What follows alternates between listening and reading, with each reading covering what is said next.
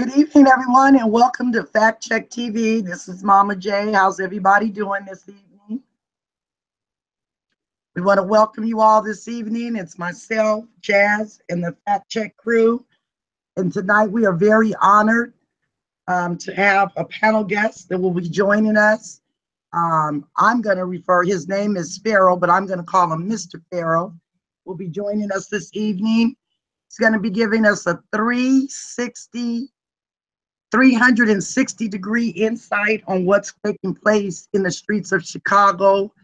We're going to be looking at it from a gang perspective, just a regular everyday citizen perspective. We're going to be he's going to be discussing some issues with us in regards to police brutality. So at this time, I'm going to go ahead and turn it over to Pharaoh and let him go ahead and take a few minutes to introduce himself to you all just a little bit more. Go ahead, Pharaoh.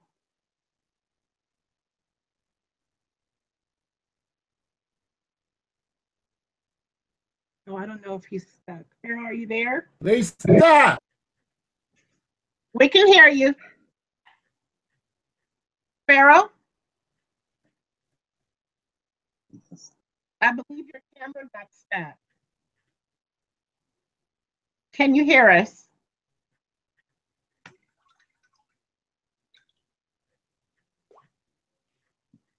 Okay, everybody give us just a second to get Pharaoh back. Pharaoh, are you there? If you can hear us, Pharaoh, if you drop out of the link and reconnect to the link, you'll be able to come right back onto the panel so that your camera can come back.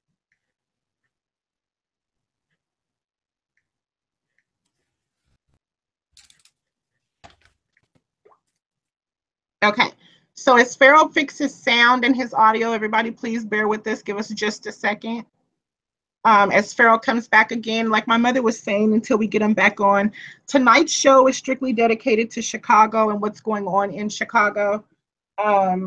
There's been many different things that have brought the attention to Factcheck TV about the street life, just the gang mentality, what's going on with the gangs, the struggle and the strife that Chicago is experiencing. So just give us just a second. Sorry, everybody, bear with us, and we'll see if we can get Mr. Pharaoh back.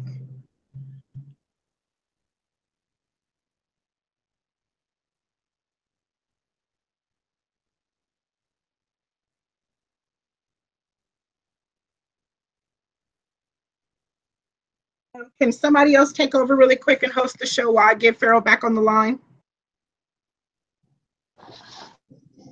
Sure.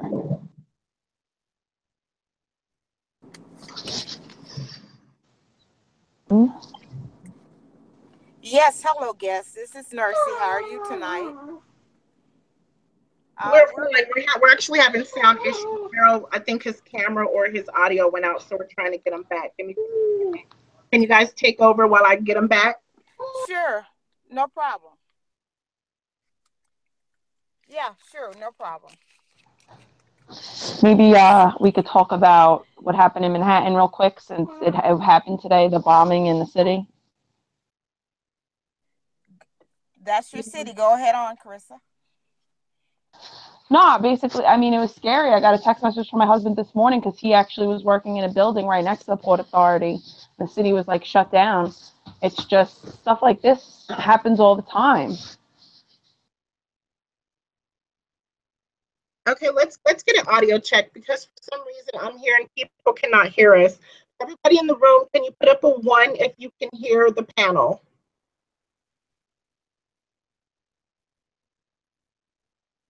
For all of the viewers, please put up a 1 if you can hear us.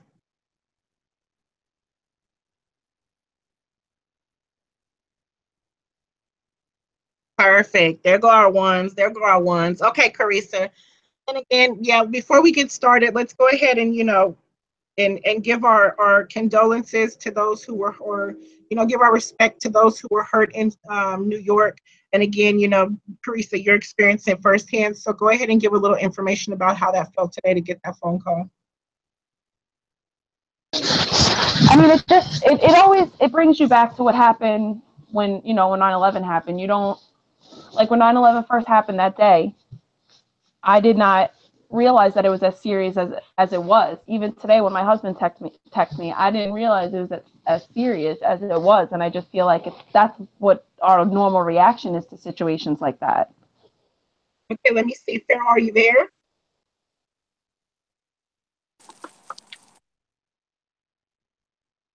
Pharaoh?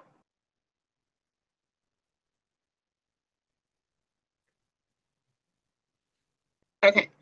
Are you there, Pharaoh? Yes, I am. Okay, there you go. Okay, we got Pharaoh back. Okay, so before we lost you in audio, I'm not sure how much you heard, but we did go ahead and introduce you. So we want to go ahead and give you a moment to be able to let the world know exactly who you are and what it is that you're doing for the streets of Chicago. Hi, everyone. My name is Pharaoh. I have a YouTube account called Pharaoh Said That. And I was born in Chicago in 1958.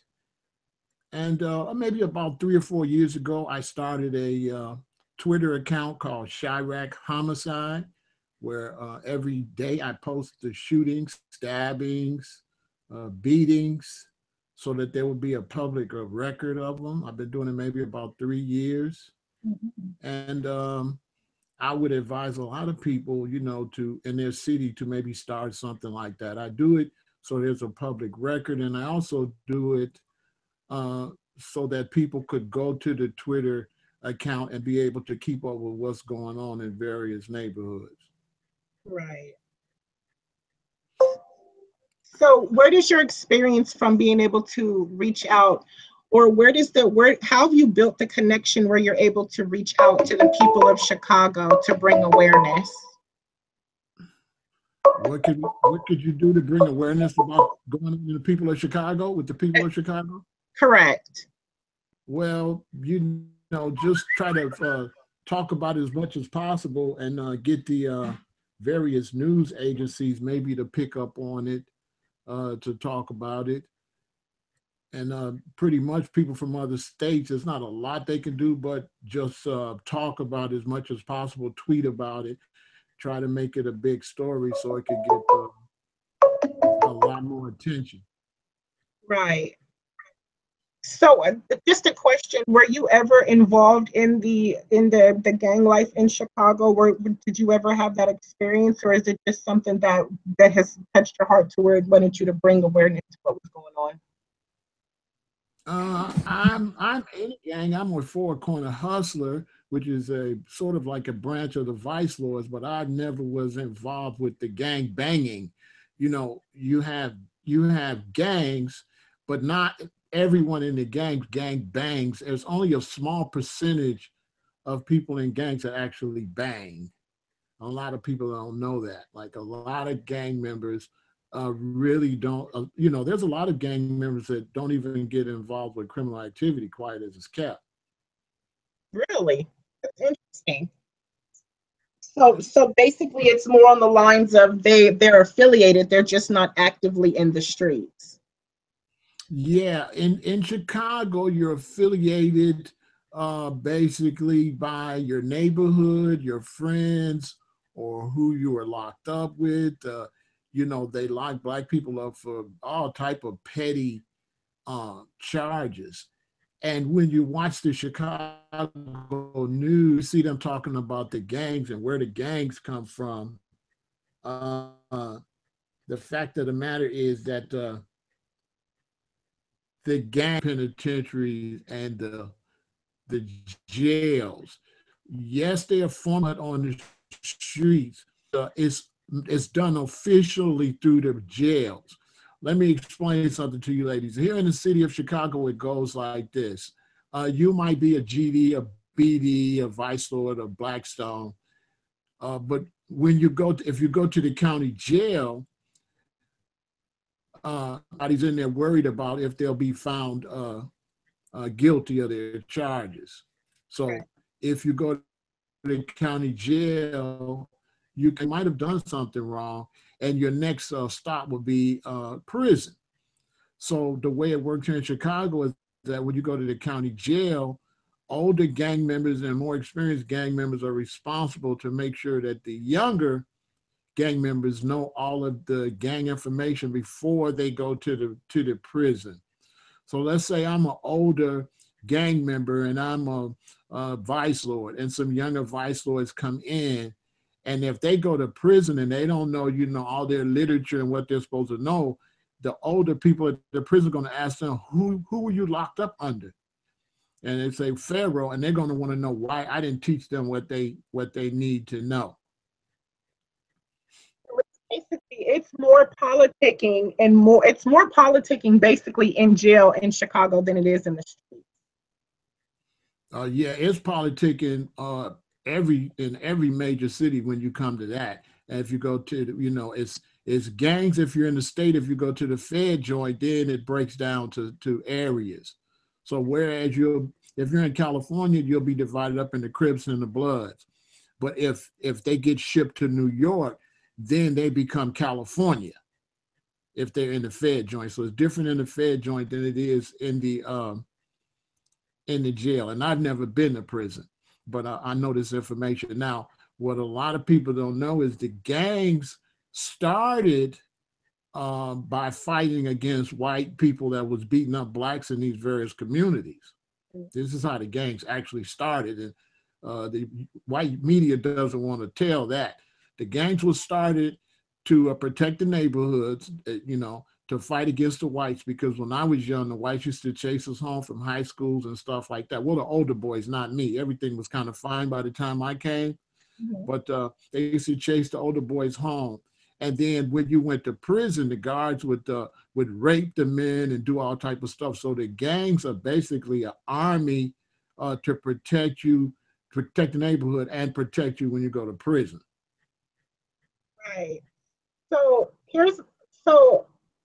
as far as the gang violence goes, it sounds like it basically originated in Chicago. The gang thing originated basically from the blacks against, having to defend themselves against the, white people. And then somewhere down the line, it ended up branching off to where they started going against each other. When it comes to the gang violence, for example, in the process of Factcheck TV wanting to reach out to numerous people in Chicago, we've reached out to some known gang members as well, just to kind of get an opinion or an idea of what they feel is going on in the streets of Chicago. And a lot of them, replied back as if they were fine with it. They were okay with it. And it comes off to me as if they're very comfortable in the environment that they're in. And my opinion is because that's all they know. What do you think about that? Well, yeah, they're very comfortable with it because Black people, we come from a tribal situation. And when they brought us over here in slavery, they took that away from us. So this is a new modern tribalism, basically. One reason they're comfortable with it is because all of the good that you get out of a gang situation. If your son gets in trouble in Chicago and he goes to jail, so let's say he's a BD, the BDs will take care of him. They will make sure he has food. They will make sure he has slippers so he doesn't get a disease in the shower. They will make sure he has whatever he needs. It's a real family. A lot of times on the media, they try to make it like it's not, but it is actually a real family. You can get gang members to do stuff for you that you can't get relatives to do. Right. So what do you think at this point in time, and if it's not the gang violence, then please elaborate for us. But what do you think at this time is the greatest need in Chicago? Like where's that need at? What is it that we, the outside world, can do to be able to, make Chicago a safer place? Because, for example, I pulled up some statistics and I'm looking, and, year to date, Chicago's homicide rate is at 643, where you have, one of the next largest cities, which is Los Angeles, who's sitting at 253. What can we do as the people to help or change Chicago? And are they receptive to outside people coming in to help them make a change? Well, some of those are Hispanic gangs. So the media doesn't really exploit, it paints a picture like it's just black skin, not true. You have a lot here. You have black against black. You have black against. You also have white gangs here. You have a lot of gangs here. People don't know. It's always been here in so the city of Chicago City, all the way back to the days of Al Capone, that came up in that time. They was running the black gang. So I'm so sorry, Pharaoh. You're Chicago is a gangster set. Boots on the city, the way they tax you, the way they arrest stuff. The police is a gang. The America. Yes. Your audio's kind of going in and out, so we didn't catch some of that. Your audio is dropping out. Are you there? You're kind of. I'm so sorry. So I didn't hear the question. Yeah, it sounds like your audio's breaking up a little bit. Are you there? The people can't hear you. Yeah, I'm here. You can't hear me? Now I can.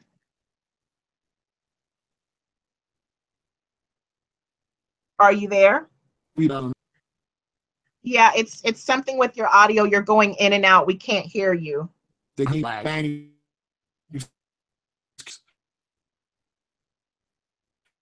Yes, Pharaoh, we can't hear you. Blacks killing blacks, even have white. Pharaoh, I'm sorry, we're not picking up your audio. Can you hear us?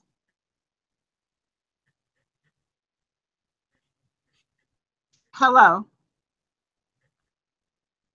Yes, Pharaoh, can you please fix your audio and try to come back in?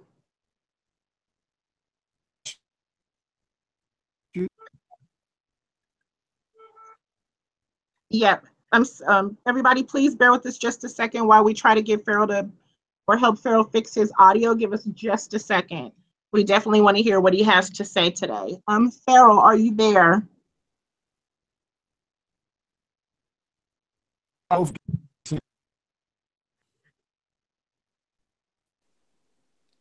Yeah, I don't believe he can hear us. So, Nursey, can you kind of pick up where he left off, or can talk to the people while I try to reach out to him to let him know his audio's not working?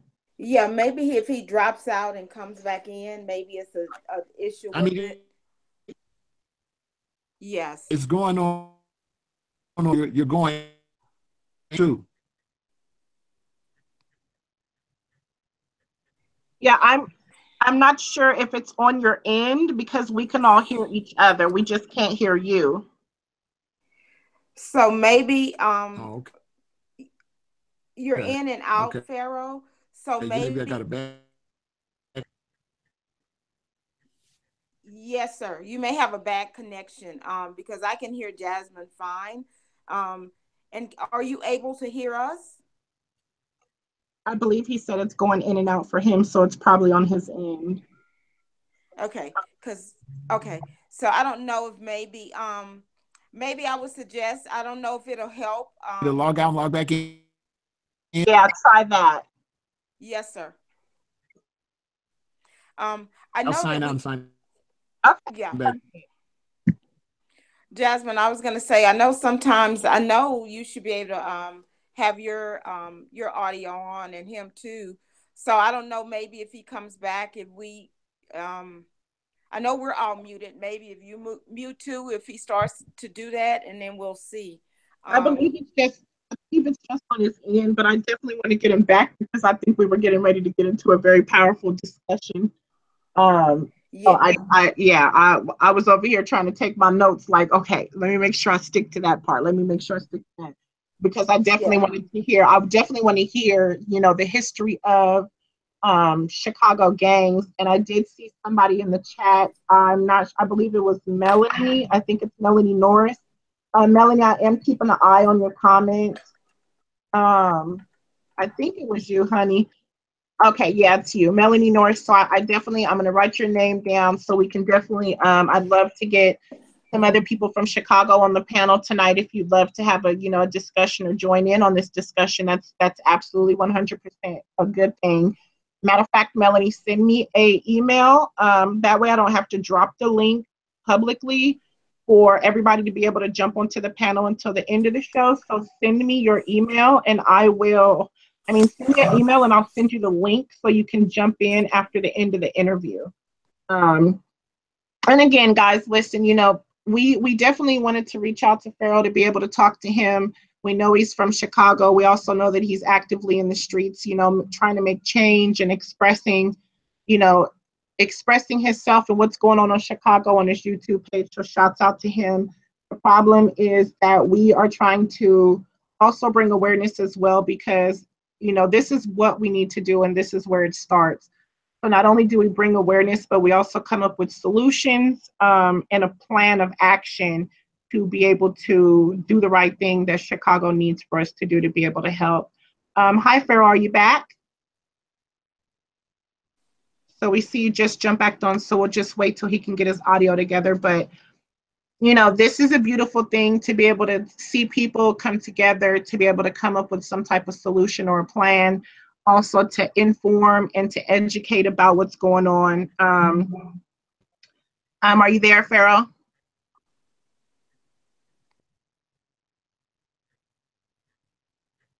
So we can see you, we just can't hear you.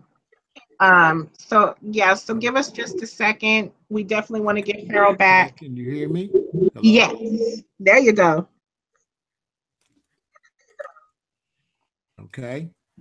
Okay, you're back. So let's just do a short audio check. Say something again to make sure we can hear you.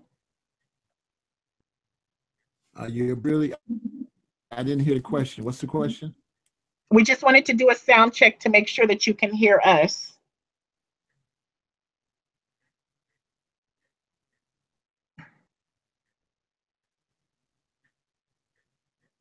Yeah, I believe the audio is on his end. So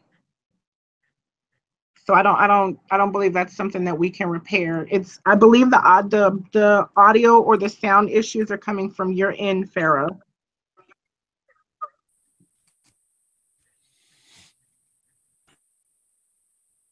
Are you there? Okay, he dropped off again.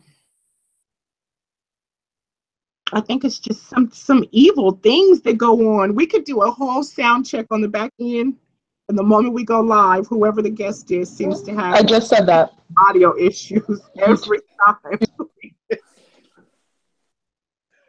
Every time. And I don't know if there's another way that I can bring him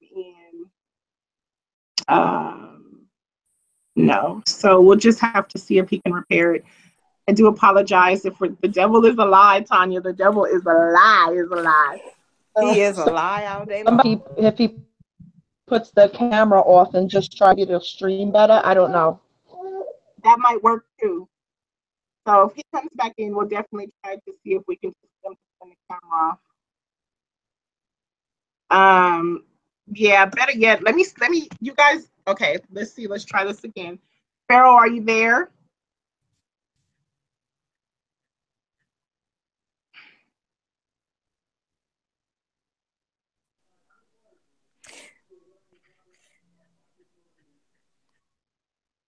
Can you hear us now? Okay. We see you.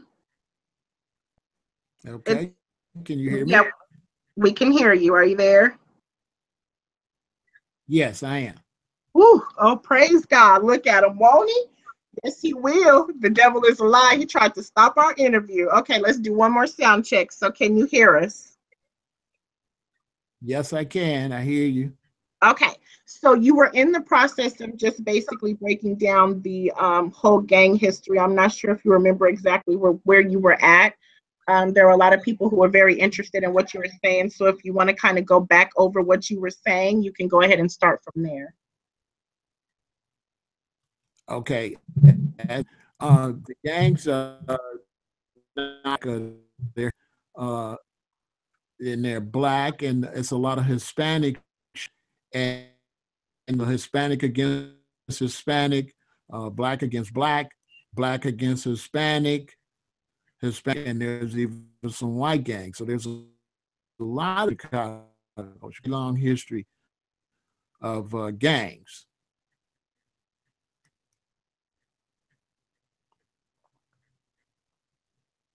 Okay, let's try something else. Nursey, somebody else take over while I try to, because I don't know, we can't hear him. He keeps going in and out. Pharaoh, are you there? Yes, I'm here. Okay. It seems like our connection keeps like something is interrupting our connection. Try to see if you can turn your camera off and see if the audio will work better.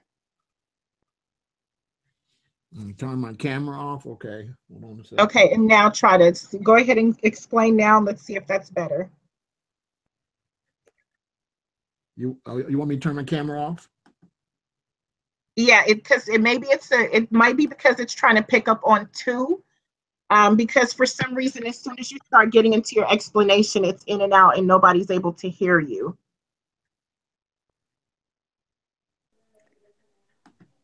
It's like your camera.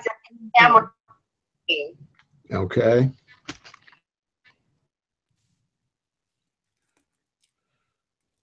Somebody in the chat said, "Damn it!" Right? I know we're working on it. Okay, let's try that now. Sound check. Can you hear me? Yes, we can hear you. I switched microphones, so I'm trying to see if you can hear me now. Yes, that's way better. Okay. Okay. So basically, we were just going over the fact that you were saying back in the day, the gangs started against mainly the Black people and the white people, and somewhere they branched off at that point. And then we got down into the jail systems. So if you want, you can go ahead and elaborate because nobody was able to get that message, and they definitely want to hear it. So you want to go ahead and take over from there? Okay. Okay. Yeah, the gangs started to fight against the whites that were giving us a lot of problems, and they were something to protect the people when they go to prison. When the black men were going to prison, they needed protection from the whites because you have, white Nazis and Klan, Hispanic gangs. So everyone clicked up. So the gangs are a natural occurrence when you live in a system that puts the black man where he's always arrested and mistreated in a cruel, unjust justice system. So when you have this type of justice system, then you're going to have gangs. Gangs originally were protecting the community, but in the long run, they were out to protect our brothers when they go to prison. That's the main purpose of the gangs. Right. So I guess one of my questions is, it's so from what I'm getting, when we're looking at the numbers and we're looking at the amount of people who are losing their lives in Chicago, it's that number is giving the people the impression that number consists of Black on Black crime, but across the board, it's scattered throughout other races. And I definitely right. So and I definitely get that. So it's more lines of, just it's a perception. But the truth is that the number is extremely high, and I know that there are a lot of programs. There's a lot of youth programs that are going on in Chicago. I've taken the time to be able to, just take a look at the different activists, gang interventionists that are out helping. Are the people, how do they receive that? Do they want the help, or are they accepting the help? How do they feel about people coming in? The gang members are gang members. What Black people in America got to realize is that we have a lot of young people that don't have opportunities. They are arrested for petty crimes at an early age, and now they have a record. They can barely get an apartment. They can barely get a job. So the gangs become a way to make money too. You know, the gangs become a way to hustle, a way to make money, a way to organization. The fact of the matter is that America is a gangster country and started out with gangster is whites were allowed to be criminals and then go legal. The Kennedy's father was a bootleg, made a deal with the mob to get his sons into politics. So the whites were allowed to, whereas the blacks were arrested, all their property was taken from them and was forced to stay illegal. There was a time where a lot of black drug dealers and stuff were starting to move out of drugs and buy beauty shops and get into music and buy businesses. Whites did, but the whites never let the black legal. You know, you see right now how many blacks are in jail for marijuana while whites are in California and Seattle and Colorado with legal. These blacks are not let out of jail for that. Now I'm going to explain to the audience how the gang violence got so bad.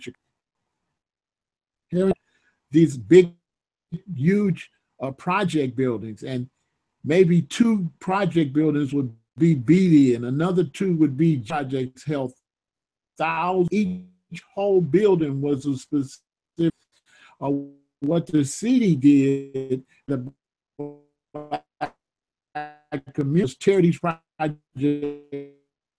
down into territories that are from a different gang. Of the city of Chicago to get the violence to happen so our property values go down, they could gentrify the city because blacks in Chicago own the people in America. There is no place you can where black people own made like in Chicago.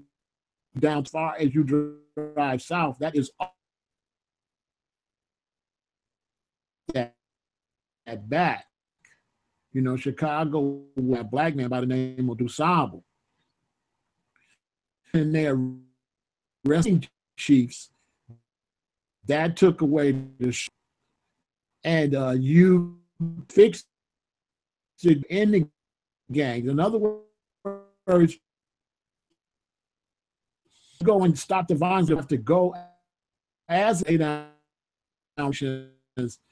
and there will have to be violations against them if they. Are you there? It's it's yes. But, and they would give me a RICO and give me 20 years to life. So this is how they have the gang members out here living in neighborhoods where different leadership. And so it then broke down. Now it's not just GD. It's like every small little community is a gang almost. Like it's totally different than the way it used to be. Nursey, I know you were able to look into some of that. Do you want to ask any questions on that? Because I know you definitely did your research. Yeah, I do have a question. So basically, from what we unfortunately you were going in and out, but just from what I heard, you were saying that there were major I guess in the 80s and 90s there were major projects, and they basically tore them down, and they put those members in different neighborhoods. And the reason the reason you feel they did that is to devalue the property there so that they can come in and scoop that property up for a lower price. Is that correct? Okay. Pharaoh, can you do me a favor if possible? Yeah, it would. Pharaoh, can you hear me? For some reason, yes. It's like I mean, it's like your reception is bad, so it's very hard for us to hear what you're saying. You can't hear the questions in and out. Yeah, if you check your email, I sent so you it's like both. Yes. Can you hear me, Pharaoh? Yeah, I know. So what I did is I sent you my telephone. Can you hear us? Yes. Okay. So I sent you my telephone number. If you'd like, you can just call me and I can put it on speaker so the people can hear you because they're not able to hear what you're saying. Okay, what are you gonna do? Yeah, check your email. Send it I to me, sent you my number. and I'll call you. Yeah, that's better. Okay, hold on. Okay. Phone right now. And then what you can do is you can leave your camera on if you want, so the people can see who they're talking to, but you can just talk through the phone. And Okay, make that'll sure you, yeah, and make sure work. you mute your mic on Right, the. and mute your mic on the screen. My mic. Yeah, mute your mic and then call me on my phone.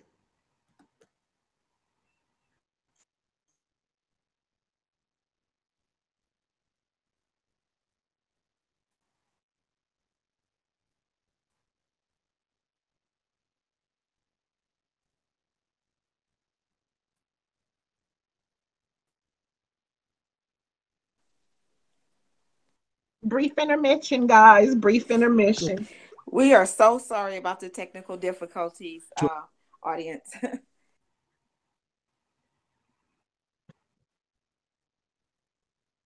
See, Nursey, that's why it's always good to have somebody on your team who does all the research and on. Yeah, I sent you an email with my telephone number. Just call me and then we can talk that way.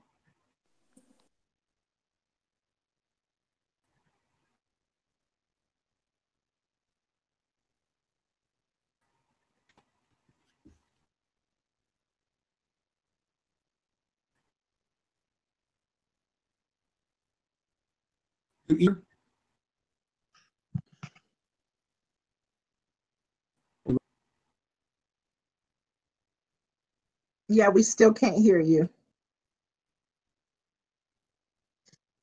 Terry said, please enjoy the music. Whoever Terry is, I love him. They're like, please, yeah, we need a little Yeah. Too bad we don't have any music. We need some Kenny G. We need to, yeah, something. Mercy, can you just go over a little bit what he was saying until we can come on the line? Okay. Yes. Basically, what he was saying is that in the 80s and 90s, most of the games were concentrated in the projects, and like huge communities of projects, and these communities had thousands of people. And then in the late 90s, when they are mid to late 90s, when they started to tear them down, they took a lot of these families and they distributed them throughout the neighborhoods in Chicago, the South Side, the West Side, and other neighborhoods. And so they basically blended in, but then they still began to, claim different territories. And he was basically saying in Chicago, it's like, well, that a lot of the major gangs have broken off into smaller cliques, and well, that's not the right word, into smaller gangs that mainly identify by the block and the neighborhood, rather than they may all fall under the same gang, like for instance BD or GD, but then they have different divisions of that game. They've broken up, and he was saying that that happened, and what it's doing is that because of some of the violence or whatever, it is devaluing the property values in Chicago. And he was saying earlier that Chicago has some of the, for minorities and for blacks, it has some of the prime real estate. So he thinks that it's an attempt to, it's been a decades long attempt to gentrify Chicago and to sweep up the property values. And so I hope we can get him back on the phone where he can continue to talk about that. Because when we were trying to, and doing research with Factcheck TV, when we were trying to figure out who was who and who was affiliated with who, that is what we basically found out in just some of the little research that we did. And it can be quite confusing because you think that someone will fall under, when we saw some of the videos, we said, well, this person was that, or that person was this. And a lot of it we got wrong. And the reason we got it wrong is because, yes, they may be under a main umbrella, but they're more loyal to their local or to their block or to whoever they're affiliated with there. And so I think that is one of the reasons he explained as to what the gangs in Chicago began as. It was more protection. And now a lot of the leadership is not there. And so you just have a lot of the leadership that was there in the past is not there. And so kind of like everybody has their own agenda. That's how I took it to mean. So hopefully Jasmine, he will call Jasmine and she will be able to get him back on the phone and he can further break that down, because it is. I mean, if you think about it, if you you have all these people who are in these particular projects, and hope again, like I said, hopefully he does jump on, but I can only use where I'm from. But that's like LA, you know what I'm saying? You have all of these different projects, the Jordan Downs, the Nickerson Gardens, whatever the case may be.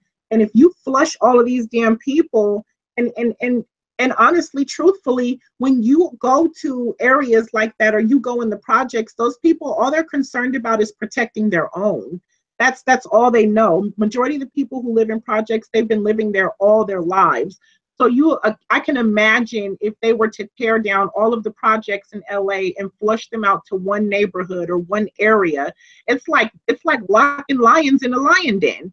Of course they're going to you know what I'm saying? That's their mentality. So of course they're going to do anything necessary to protect themselves. Of course they are.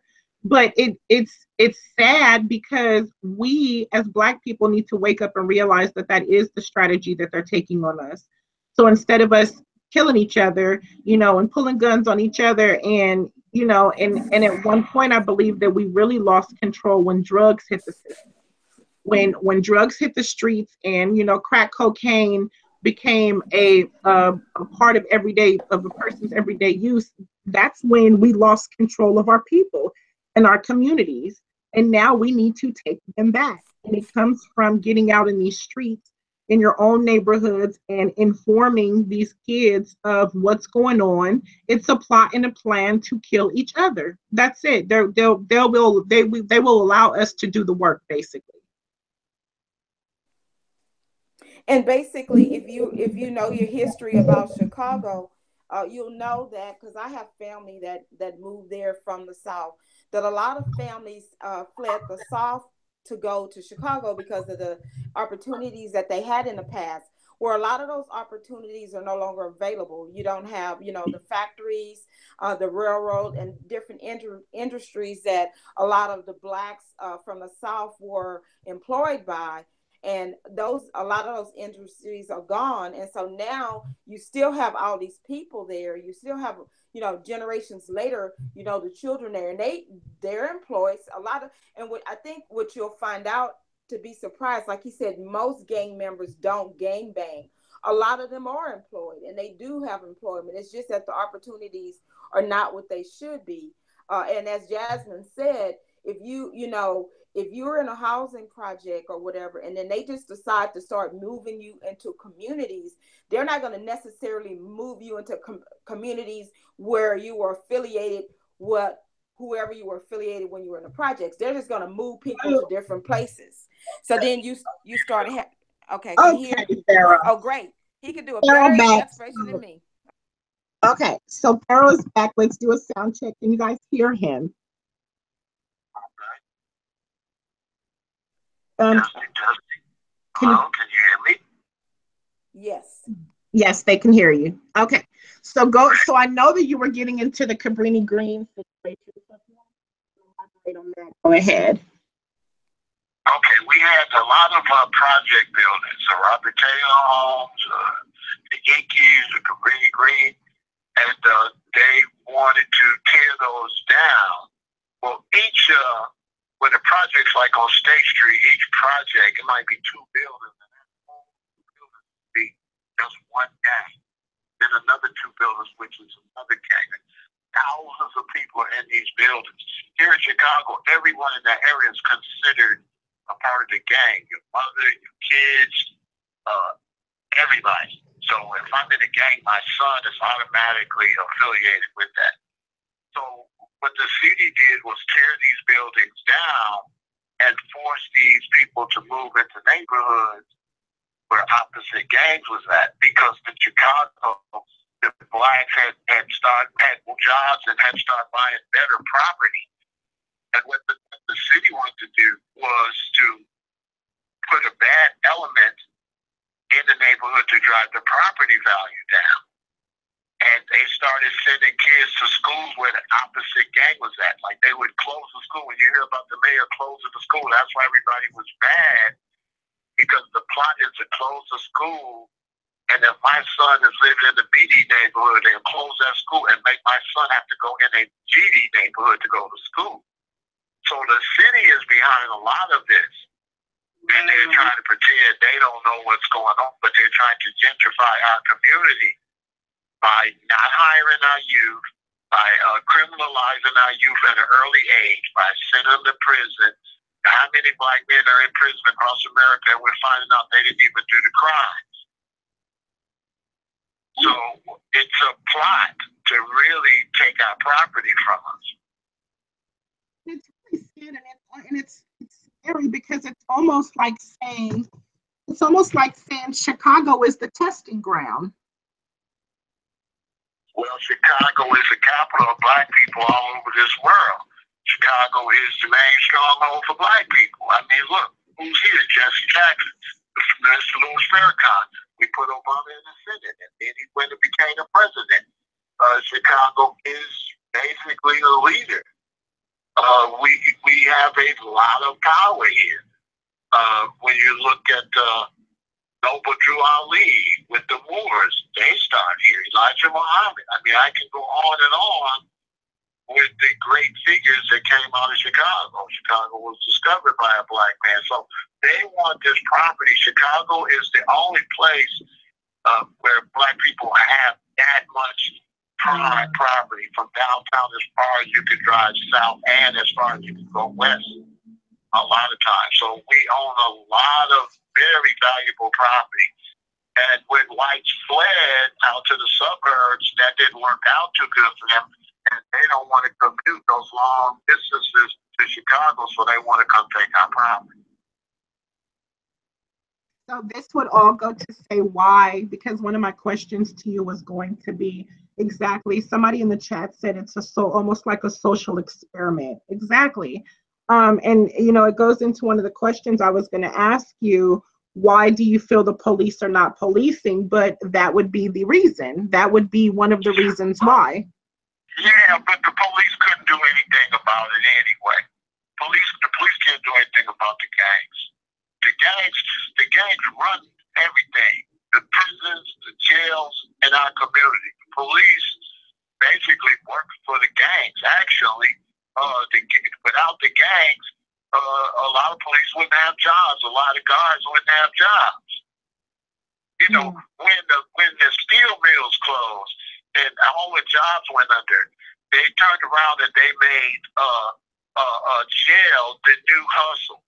It used to be just people. They just had one county jail here in Chicago, and you had to do murders, almost beat your woman or rape and stuff like that.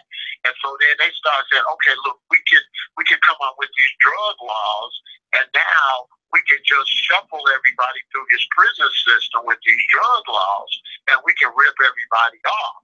So basically, it's nothing but a rip off. They send black people through with all these drug laws, which we don't have planes. We're not the ones bringing the drugs in. They're the ones bringing the drugs in, and they have more drugs than we got. If I went to a white neighborhood right now with a bunch of black guys and just drove around, I could arrest way more people than they could arrest in the black community. They got pills, drugs, guns, and everything. So they have white police ride around, harass us, put us in jail, and the jail is the university of gangbanging. So the mayor's trying to act like he don't know where the gang's coming from. His system is creating the gang. While the mayor's pretending that he doesn't know where the gang's coming from, their system created the gangs. But the problem is the gangs is a problem that's not going to go away. So here's my question to you. What is your suggestion? What is your suggestion, or do you believe that there is a solution? Well, there is a the solution is so big and broad. It's a 9 or 10-part solution. And for Black people, we would have to, those that are not engaged, we would have to get in a position where we have businesses and things like that where we can hire our own. We're not in a position where we can hire our young men. These men go out, they get in trouble for some marijuana or something like that. Now they got a record and they can't get a job. And because we're not creating jobs, we can't hire them. So how can a Black person criticize a gang member that's selling drugs when that Black person can't hire the brother? You can't hire him. You can't do nothing for him. You can't protect them. You know, and that was one of the discussions that we actually were having the other day.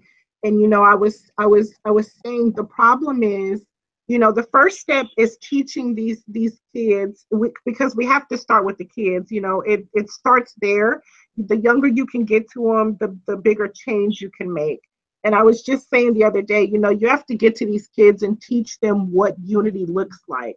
And then from there, you start to educate them on what's needed and what's done. You have, you know, and I'm a firm believer, you know, I'm justice for all, but there are things that other races do that as Black people, we have to learn to start doing the same thing. You know, one of the situations that came up, or one of the conversations that came up was, for example, Hispanic families. You know, those people, they can get together, get a house. It's 12 of them in one house. They all put their money together. They start opening up businesses in their neighborhood. They own the local laundromat, you know, the dry cleaners, the donut shops. We have to start teaching our people how to be more unified so that we can do those things. Yeah, but when the Mexicans come here, they give them money for houses. They give them money for that. When the Koreans come, they give them money. When the Africans come, they give us money. They don't give us nothing. My father went to Korea and fought in Korea. And when I was living in Los Angeles for a while, I was looking for a job one time, and all the jobs was from Korea. A Korean could come here and get a job. He supported my father, and my father fought with Korea to fight for the United States. A lot of Blacks don't know that these Mexicans give money for these houses. They give them everything. They don't give Black people nothing. That's true. That's very, very true. So they look back and say, why we can't do like the Mexicans? Well, why we don't get treated like the Mexicans? The Mexicans came to America, and when they were underclass, they was like, yeah, we're a minority. As soon as the Mexicans got on their feet, they turned their back on us. Now they're just Mexicans. They ain't no minority no more. So Mexicans ain't our friends. As far as the gangs go, if a black person that's not in the gang went to the gang in Chicago talk about unity, they would laugh in your face, because as far as the gang's concerned, we got more unity than y'all. Y'all the ones that ain't got no unity. We got unity. Right. I bet you it's no black person. I can get 30 people to come to somebody else. I can get 100 people to come to somebody else.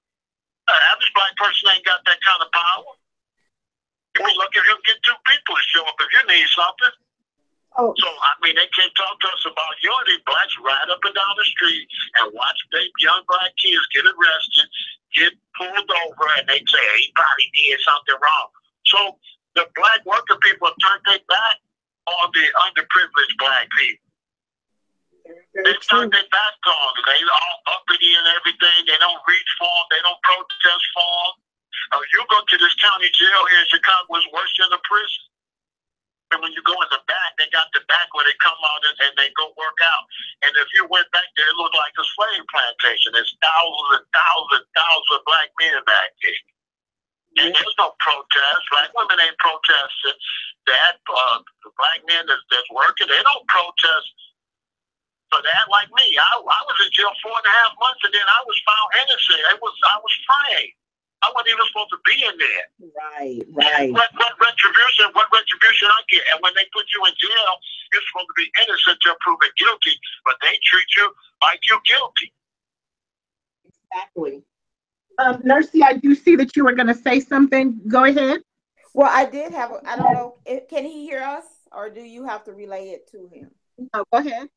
Okay. My question, you were saying, and you make very valid points, but my question to you would be that you said that a lot of the gang violence is coming because of because they put rival gang members in the same areas and they were fighting for territory. Well, that was then. Is that still the case? So I guess my question right now is, yeah, because, like, okay, if I'm a Blackstone and you put me in the GD area, then all my Blackstone friends are going to come to my house, which is in the GD area. And then we like the girls. We try to talk to the girls. You know how men are about women. So now we're in this GD neighborhood talking to girls that they feel are their girls. And then the drill music took off. So the drill rappers started saying GDK and BDK.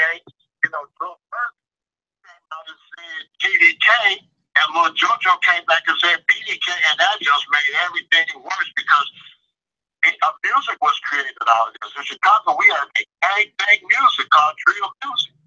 And they can go, and that's why you don't see Chief Keef trying to get awards and stuff like that, because on the underground, he's a superstar. He can put a video out, they're going to get 2 million views. But no TV help or nothing. Right. So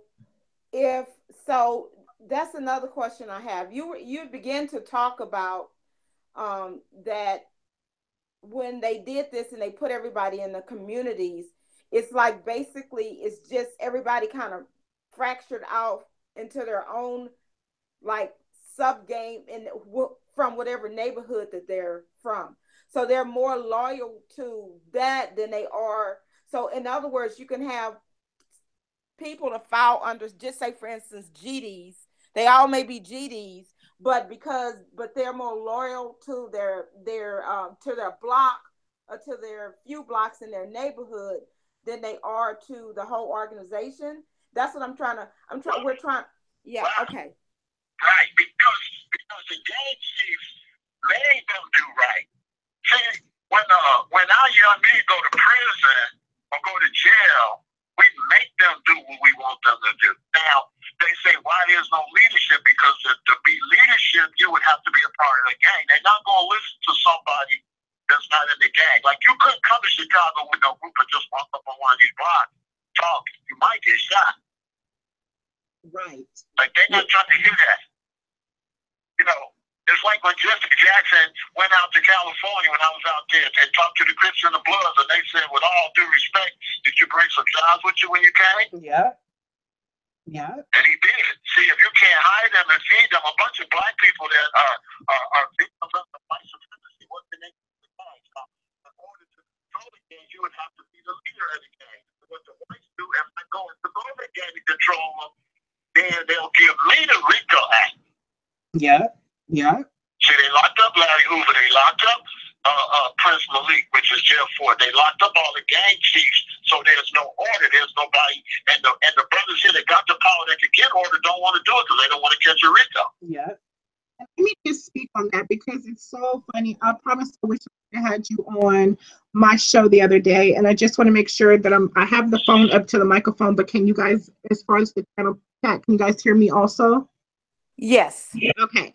And you know what? And I want to touch on that a little bit because what Pharaoh is saying, that is a very valid point. You know, we were talking on the RICO law last night or night before last, and it's the truth. And the sad part about it is when gangs first came out or when they were very active and we had our older leaders in the streets, there was a lot of organization.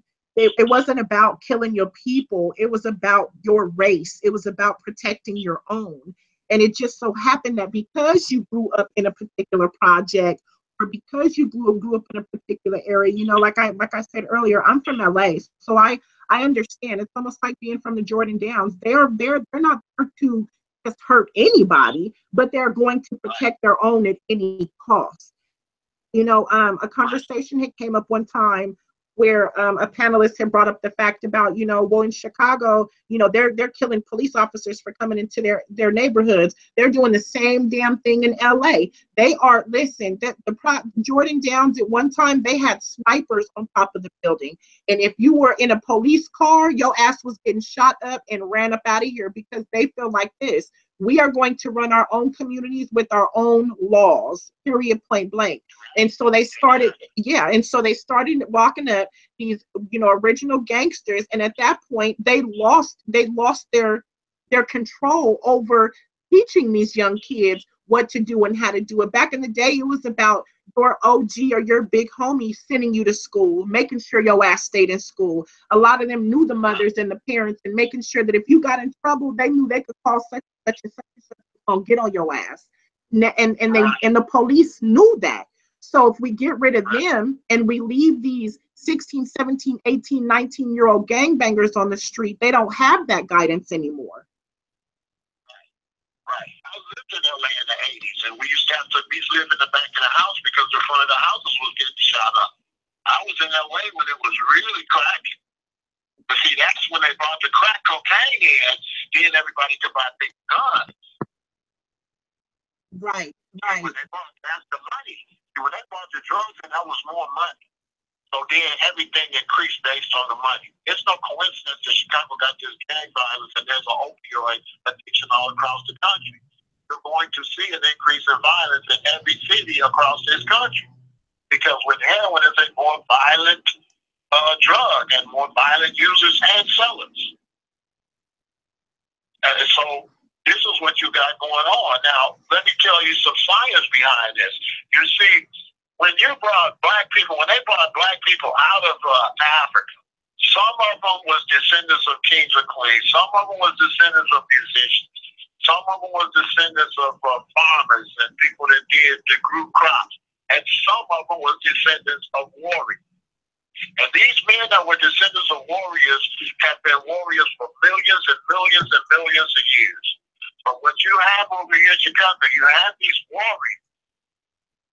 And that's what they are. They are killers. That's what they've been the whole time, to protect the land. But now they're here and they have no guidance. They have no leadership.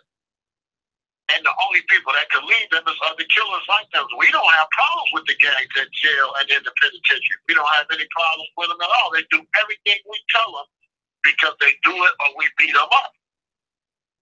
So when they say, oh, these people, they just love going to jail because that's the only place they're going to get that military, that structure. When I got locked up, I was locked up for 4.5 months for something I didn't even do. And that was the only time I've been around that many black men in my life, day in and day out.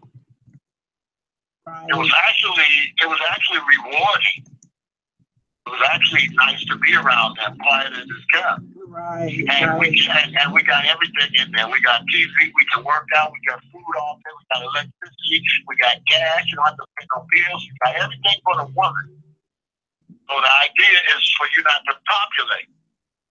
Yeah. So there's a lot of schemes behind this, and people say, well, why are they killing each other? Because there's money involved. There's money. They're not just out killing each other for nothing. It's like, I'm gonna give you a perfect example. There's a lot of things behind the scene they don't tell you. When the little boy got shot here, they took him in the alley and shot him. Everybody was all mad. Well, how could you take a baby in the alley and shoot him? But what they didn't tell you is the boy that shot the baby, the father of the baby had shot that boy's mother and brother and had killed his brother. Now here's the thing. If you shoot my mother, what makes you think your baby is more valuable to you than my mother? Yep. My mother is just as valuable to me as your baby is to you. So if you shoot my mother, yeah, I'll shoot your baby. Tell it like it is. Like that. Tell it like it is, Pharaoh. Pharaoh. That part of the story. They didn't tell that part of the story. A lot of these shooters come, people breaking in people's house, stealing babies' toys, slapping a dude's girlfriend, calling her bitch. Okay? It's not just gang violence like they said. Okay, you got a bunch of people that are in the gang. Okay, this dude, he do something messed up. The other guys come and retaliate, but that was all friends. They just happened to be gang members. So then they say it was gang related. It wasn't even gang related. It's like my wife. If you slap my wife, and then you're a BD, But you didn't slap my wife because you're a BD. You just slapped my wife. But you happen to be a BD. Now, I go do my investigation, find out you're a BD with some guys. Now, if I go get some folk called hustlers that come spray y'all up for slapping my wife, the news is going to say it was senseless gang. It wasn't gang. This dude slapped my wife. It just happened.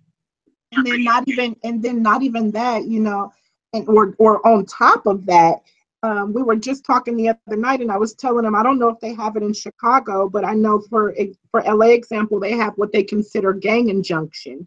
So they'll hit you with the real crime, which was this is why it happened, the slapping of the wife, but then we're going to throw a gang injunction on you, which holds another few years. And that's how they get you. So now not only are you being booked on a gang enhancement or a gang, and or you're a part of a gang injunction, they're going to turn around and put that whole gang injunction on everybody else that was surrounding you because they're going to associate you with that gang, whether you were in it or not. And I go to court, guess what? All those white people are at work. I'm the only one not at work. So all our brothers and sisters, when they walk into jail, they are the work. And everybody's shuffling paper making money off of them. It's nothing but a money hustle. The reason the regular citizens don't get it, the police don't hate gangs and hate criminals. They love them. That's how they make a living. The police and guards and stuff is our best friends. Yeah. They don't do nothing to us when we go to jail. They give us stuff. They bring us liquor. They bring us weed. All that. It ain't like what they tell outside people. They tell outside people, but it's not like that. It's a business because all these factories closed up and they needed to build penitentiary for these white guards and stuff like that. And on top of that, they take the black police officers and make them work down in the belly of the jail, and they let the white police officers walk around up on the courtroom on the marble floor. But they have the black police guards, they have them down in the belly of the beast with us. Exactly. Does anybody on the panel have anything they'd like to say or ask Pharaoh?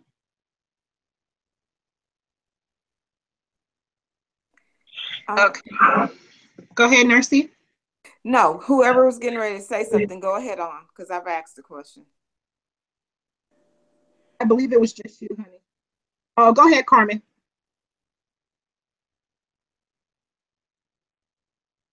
Carmen, are you there? Okay, go ahead, Nursey. We can't hear Carmen. Okay, so I guess what we're trying to figure out, we'll go ahead on and tackle this issue.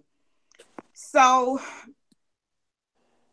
we know that there are homicides. We've established that it's just not all black on black crime, that it's not all just gang shootings, that there are other reasons for the homicides. It's not even all the shootings may not even be quote unquote gang related. It could just be two people beefing about some things. Can we talk about the amount of guns that are in the communities in Chicago? Because you can, like when we were doing research on this particular case we were doing, you can see there are like bukus of guns.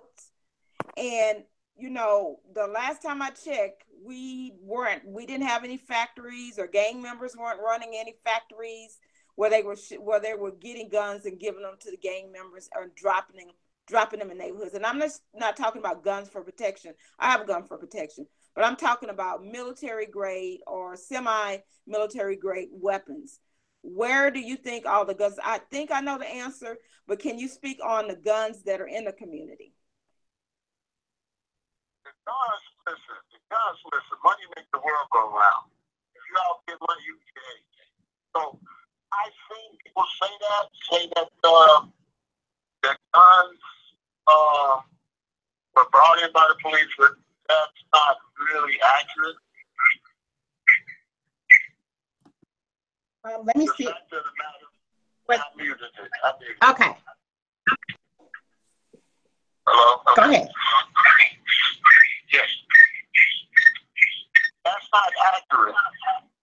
The fact of the matter is that we can get guns just like houses get broken into. Okay, you're a legal citizen. You go buy guns. Okay, somebody break your house and take the gun. Now we got them. Okay. So you're saying, so that's, in your opinion, that's a myth. They're Yes, not necessarily, we so in can your hear you. opinion, I'm sorry. Go ahead, Pharaoh. Yeah, yeah. So people, we steal guns. You can buy guns. There's people that go get guns for you. With a lot of, like I tell you, a lot of gang members don't have criminal records and stuff like that. Don't do a lot of crime. So if you got money, you can get anything in America. We can get all the guns we want. There's plenty of guns. We don't need the police to bring us guns. Because I seen somebody say the police is dropping them guns off. No. We can go buy those guns. We get those guns. Really?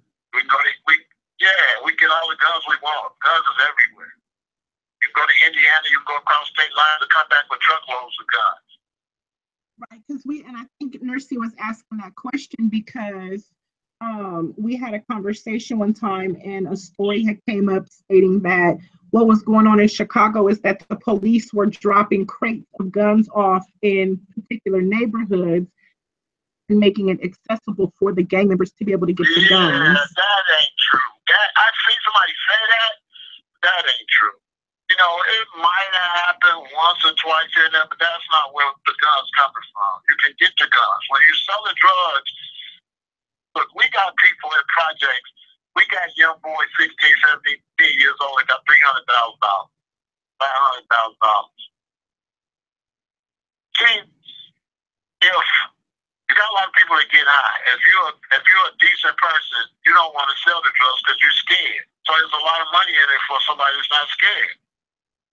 I mean, I lived in they call it the most dangerous neighborhood in Chicago, which is O Block. I met my wife, she lived there. I moved there with her. We had a baby, and she had some children. I had some children.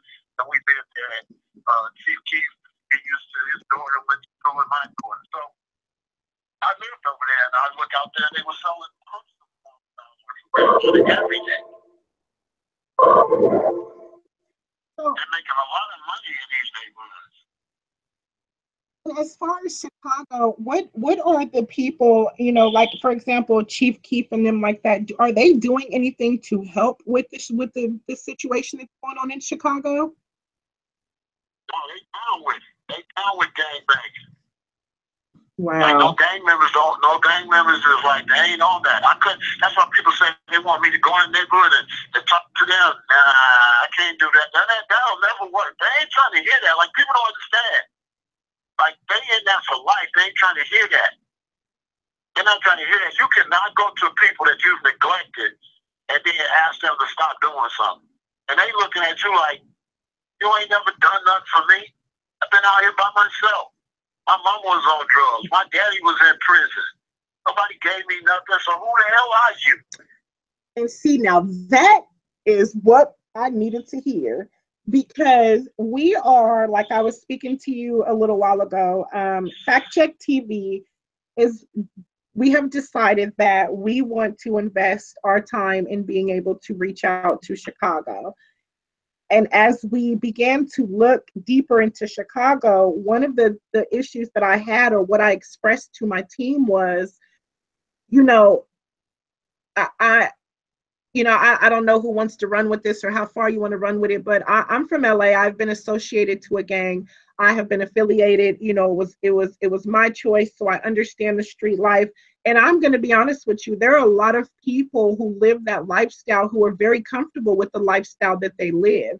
And, you know, I think there comes a point when you have to say that for some of those, I'm not going to put them all in one boat, but for some of those gang members, they are very content doing what it is that they're doing.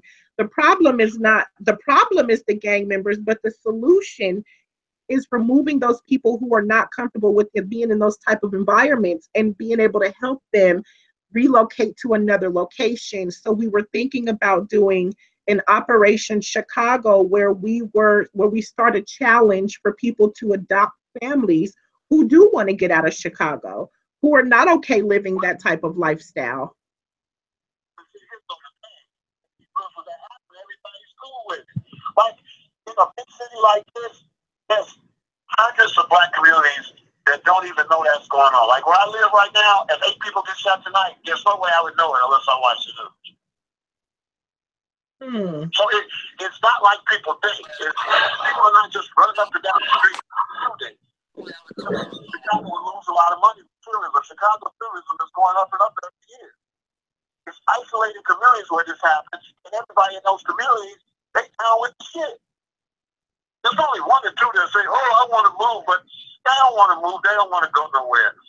They're comfortable living where they at. They're comfortable with their tribalism and that structure. And the black people that look at them on the other side, they don't have nothing to provide. How's a bunch of black people that ain't got nothing, that's some slaves they damn so, don't go and help anybody? Like black people in America, they got jobs, they can barely pay their damn bills and take care of themselves. How the hell they gonna come help the niggas on the streets? I just gotta keep it real. So this whole idea, we feel sorry for them. No, they don't. They've been uppity and they've been killing other bunch of communities. The only way we can fix this problem, if I was going to fix the problem, I would have to come on the block and say, who want to make some money? Wow. Then I would have that year. I would have to have, and that's why I got a thing called hood factories that I want to propose that they let us get some of these houses that's all abandoned and turn them into small factories and let us get jobs sewing stuff for Louis Vuitton, for Gucci, for stuff like that, instead of shipping that stuff to Asia and stuff like that. But I can't talk to them unless I come with some money. Let me give you a perfect example. Let's say you go in the BD neighborhood. Okay, let's say I'm the big BD. I'm the big homie. I'm coming off dropping off pounds and keys, all the shorties breaking it down, making their money so they can eat. They love me because that's the only way they eat. Jesse Jackson ain't feeding them. Al Sharpton ain't going to feed them. All these uppity niggas ain't going to feed them. So I'm going down there taking them work so they can eat. Okay, now, you come with a team and you go down there and you're telling these dudes that's helping me put this weight, you're telling them to change their life. Guess what? I got a problem with that. They'll get shot. What are you telling them to stop working for me? Oh, okay. Yeah. And when they come back down here, spray their ass up. Mind your business. That's how that shit go. You can't go down there. The only way I could go down there is I gotta have money, and then the big homie gotta know he could get a job too as a high position and become a multi-millionaire or something like that. Because the honest truth is, we got more blacks becoming millionaires off the streets than we got in working for the system. Most of these rappers and stuff, all that money, everybody trying to play dumb. The whole hip-hop industry was funded through gangs and drugs. Yes, sir. Yes, sir. The Death Rows, the Rap-A-Lots, Bad Boy, all of them. Puffy Daddy was a gangster. They got killed. So all our beauty shops, all the businesses we had, all the time, from the history of blacks in America, the gangsters are the ones that kept us alive. The gangsters are the ones that had information on the white man. The gangsters are the ones that had the inside information that kept us alive. Without the gangsters, without the hustlers, black people would have starved to death. That's true. Like people want to say, oh, the crack was so bad. Nah, well, what else did you have? Because you're not, for the blacks that are not in that, they don't work together. They don't work together. Black women don't, look at Atlanta Housewives. What kind of example are they for the gang? They banging, they fighting, pulling hair, throwing bottles at each other. So, the people on the other side, they ain't set no example. They don't have anything for us. They don't have no jobs for us. They don't have no opportunity for the streets. All they got is a speech. Y'all need to stop doing that. But you got to come with some money. You got to come with something where they can pay their bills, where they can live, where they can have a place to live. Because you can't even get an apartment if you got a record in some city. In California, you cannot get it. In California, they have made it now where if you have a drug record, a felony, they will not rent to you. That is a fact. That is very correct. To our kids. We let them criminalize our neighborhood. We let that happen. It was the uppity blacks that is this their fault. The blacks that are not gangbangers, they're the ones that caused this because they're not unified.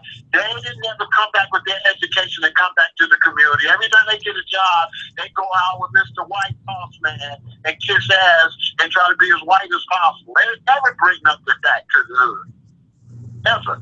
I do see that there's a young lady who's from Chicago who also wanted to get on to express some of her opinions. Go Diva, is that you? Yes, can you hear me? We can hear you. Hey, honey, what's your opinion, or do you have anything you want to say to Pharaoh? Oh, yes, it's a lot. I guess I'll just touch on a couple of things that I already mentioned. As far as the gun, yes, there are many ways that the guns get into the city. Yes, we go across the state lines with Indiana, but I'm sorry, Go Diva. If you, the freight is a very well-known, lucrative business for many, many years, as far as stealing merchandise, bringing in guns. And it's I believe that the police, and I believe that it's an inside thing, but that's just very well known. The guns get into the city easy. You just got to know which trains to hit out south, and that's where you get your machine guns and all the other guns. And then whoever it is that's hitting the freight trains, they just take them into the city, into the suburbs, and sell them. Really? So basically, Pharaoh, what she's saying is that individuals robbing the freight trains, and that's how some of the guns getting into the city. Go Diva, I do want to say it'll. The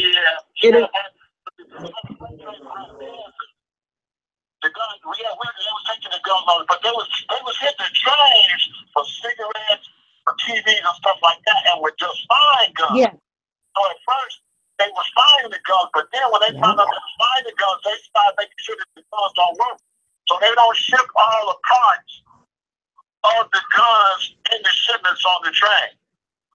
So when the guns, that's why people stop taking them, because they don't work. They don't have all the parts of them. They ship the guns in the train. They ship the pins and stuff to make it work different. Right. But yeah, they was getting guns on the trains and stuff like that. But I mean, I'm a street dude, so I'm telling you, that's what it was in the 90s. We had calicos and all that. Nobody gave us all. Like, I'm from the generation that put the guns out here. Like, we had all type of guns. And we bought them legally. Right. Or stolen from people's houses. Like, people breaking the house and call you and be like, I got a 45, I got 2 Glocks. So you have gun collectors. Some dudes will have 100 guns in their house, have 25 guns in their house. When they house get broke into, that's why gun laws won't work. Because if you have a legal guy go buy 25 guns, the streets go break in and get them guns. Somebody asked a question, Pharaoh, and the question was, can someone ask him to explain why we kill each other? We kill anybody. Right. Each other because we'll kill anybody, but we kill each other because we are aggravating each other. See, they always say that, but don't know white people come around here fucking with us, so they'll get shot. Right. Like in Chicago, they'll be doing all that goofy shit they be doing down south to black people. Ain't no white man nowhere around here. You know, they don't know how to you. They'll get aired out. Chinese, Korean, whatever. It just so happens that the biggest enemy is the person around you, the person that broke in your house happens to be black, because that person is poor and you're put into a poor circumstance, right, where you're all starving. Okay, and this is why racial profiling comes in. It puts you in an area where you're all starving. If you drive out of that area, they pull you over. What are you doing over here? So you can't just drive around the white neighborhood and rob them. We would, but we can't. So we're stuck around each other. Miserable, no money, no parents, because they take the parents. The parents been on drugs. I mean, we had drugs. The drugs became heroin addicts. The heroin addicts ended up getting on angel dust. The angel dust got on cocaine. The cocaine heads got on freebasers. The freebasers got on crack. We have a long history of drug abuse because of the way we've been treated. So there's nobody that's been raising these children. So if a man is going to break in my car, a black dad is going to be the one. If my daughter somebody, 90% of the time it's going to be another black young girl. Not going to really be a white girl. So we aggravate each other. That's why we kill each other. It's not like we just want to just go kill each other. There'd be real serious problems. Let me give you a perfect example. My friend, he was on the block with his nephew. A girl came on the block. His nephew ain't been raised right. Called her a bitch and slapped her. The girl went. Her brothers was also gang members. Her two brothers came back with 4 guns and shot up the block. My friend got hit in the arm. I told him don't go over there. He went back. He got hit in the arm, but his nephew got shot and paralyzed. From the outside, it just looked like black people just ignorant. But the lack of raising your children, when you don't raise your children, don't teach your children no manners, then your children go out there, when they react to each other, that's going to cause violence. Because we ain't raised nobody with no manners. Parents start wanting to be friends to the kids. When I was coming up, my mama was not my damn friend. You can believe that. Yeah. And if you said I did something wrong, my mama would say he probably did. Exactly. But then it got to a point where now, if you're a teacher and the child doing something wrong and you're trying to deal with the child, the mother come up there trying to fight you. So the parents, we ain't had no parents. The man be like, where are the parents? They don't have no parents. So when they say, oh, the parents need to help the kids with their homework and all that, I hate that. I hate that whole mentality. I think the school should be 100% responsible for the children because they got them the longest. My parents came from Alabama. My father, he didn't know math that good, didn't have much education. My mother went back to school, but they're from Alabama. So when they gave me new math, my parents couldn't help me with my homework. Yeah. And I became successful and smart because the teacher was the last line of defense. The teacher did everything. Do not have me send my kids to you all day and then try to act like you're not the parent. Yeah. Because I'm at work. When I get home, I got 2 hours to deal with my kids. I got to go to bed and get back and go to work tomorrow. And you got my baby from 9 to 3. And I used to send my son to school with his pants up. They got guards at the front door. And my son will walk right out of Simeon with Derrick Rose. He went to school with Derrick Rose. My son will walk out of there. Him and my stepson, they walk out of there sagging with their drawers out. I'm sending them to school to be decent. The school let them be whatever. The adults at the school ain't on nothing. Sleeping with the kids, flirting with, we don't have nobody that did nothing for us. So that's why we killing each other. Nobody has done nothing for us. Name me 5 businesses Michael Jordan got where he hiring. Who Oprah hiring? Look, my daughter's mother, she went on Christmas to work for Oprah. They worked the Christmas holiday, Christmas Eve, all for like 24 hours, like 17 hours or something. They worked for Oprah.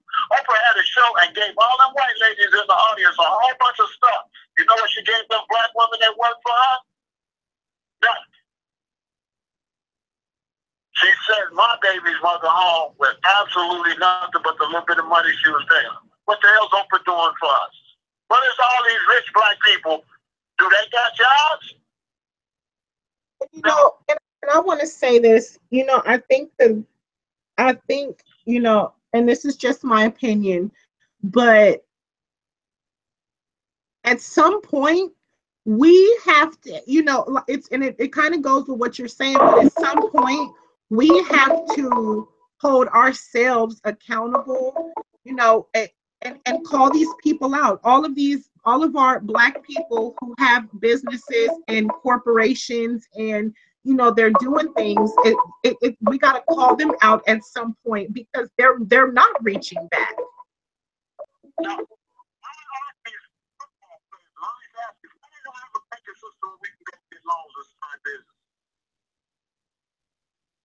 Yeah. I mean, I'm in the music business, and I get young talent, and these guys are really good, and their own parents won't invest in them.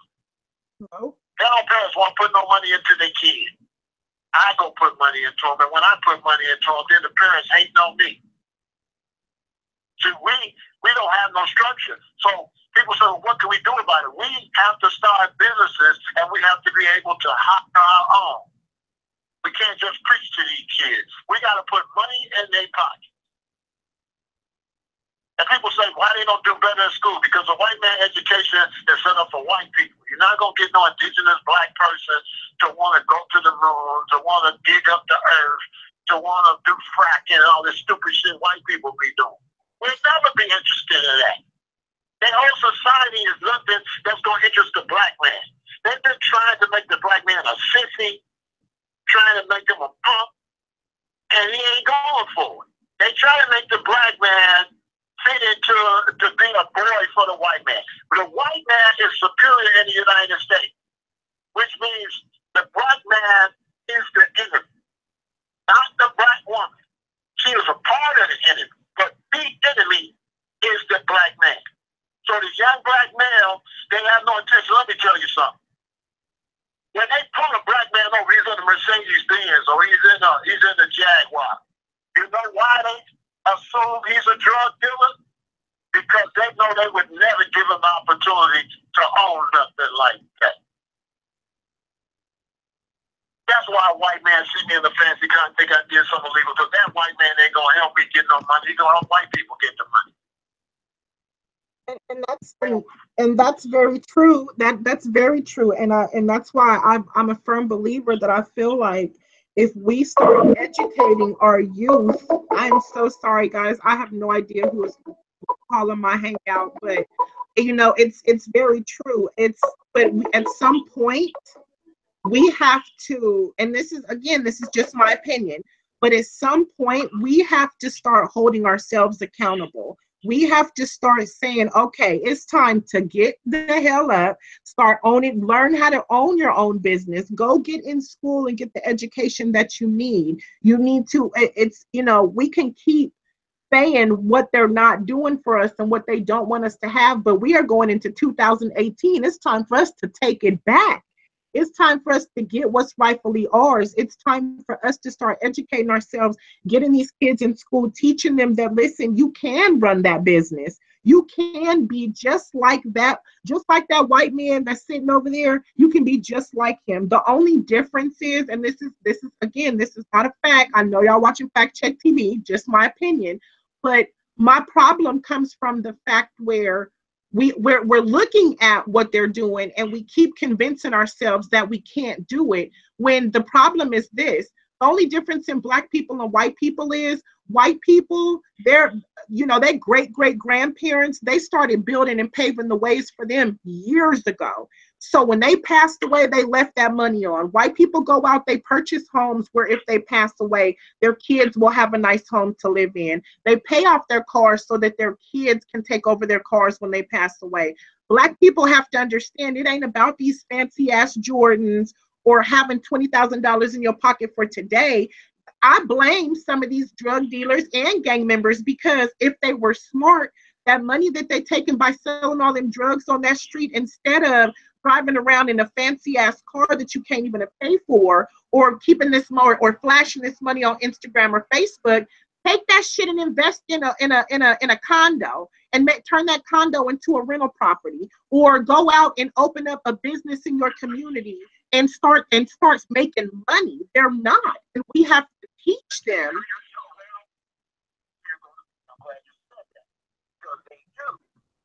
The whites did that. The whites stole us. This whole system is based on crime. They killed the Native Americans. They stole us. They forced us to work, and they went legal. When these blacks finally get to the point they want to invest, they bust them. Then they take all their property. Our best businessmen were the drug dealers, and they're all locked up. Why the whites that did the same thing is free. It's like this. My father grew up in Alabama, and he would be on the road working in the fields, and he would see white men drive by in these Roadmaster Buick, and he said he was going to get him a Buick. When my father came here and became a CTA bus driver, first time he got some good money, he bought an electric 225 Buick, then he started buying Cadillac. It's natural for people you oppress that you don't give nothing. It's natural when they first get money for them to blow it. So white people trying to act like they don't know why our youth is buying all them chains and buying all that stuff. First off, we had to go, but a white man didn't never have shit. We always had gold thrones and gold anyway. So we're just doing what we do.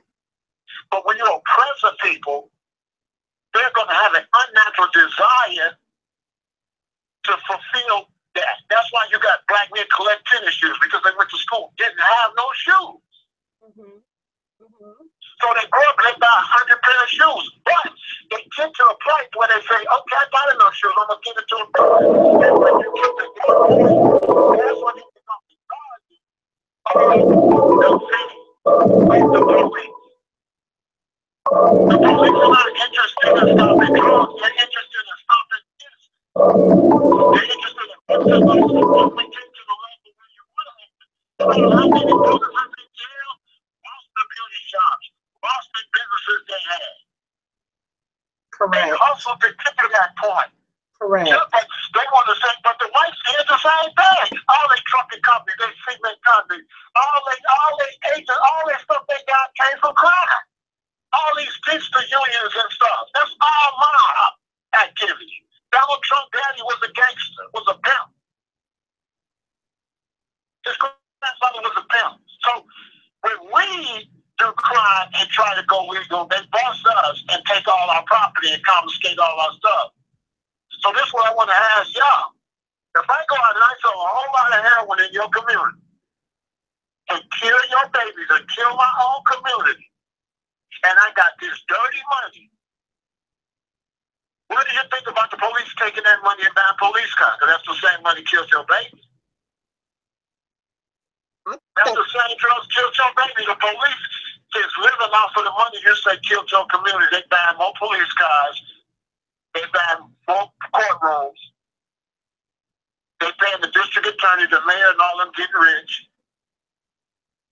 So, go ahead. Go ahead. Oh, you're okay. Go ahead. So what we have to do, the only way we can fix this situation is by those that are not into that to go into business the best we can and save our money and put pressure on black professionals and Africa. Because I've been saying that a long time. Without Africa backing us up, we cannot compete. I cannot compete with a man that can get stuff from France, Germany, Belgium, Russia. I can't compete with a Korean that can get stuff from Korea. I can't compete with an Arab that can get stuff from Islamic countries. I cannot compete with Mexicans that can get stuff from Mexico because I'm not getting shit from the black ass in Africa. Correct. So we're at a disadvantage right there. Africa is the richest continent on this planet, but all over this world, black people are dirt poor. You know how many gangs they got in Africa? All down in South Africa shoot each other?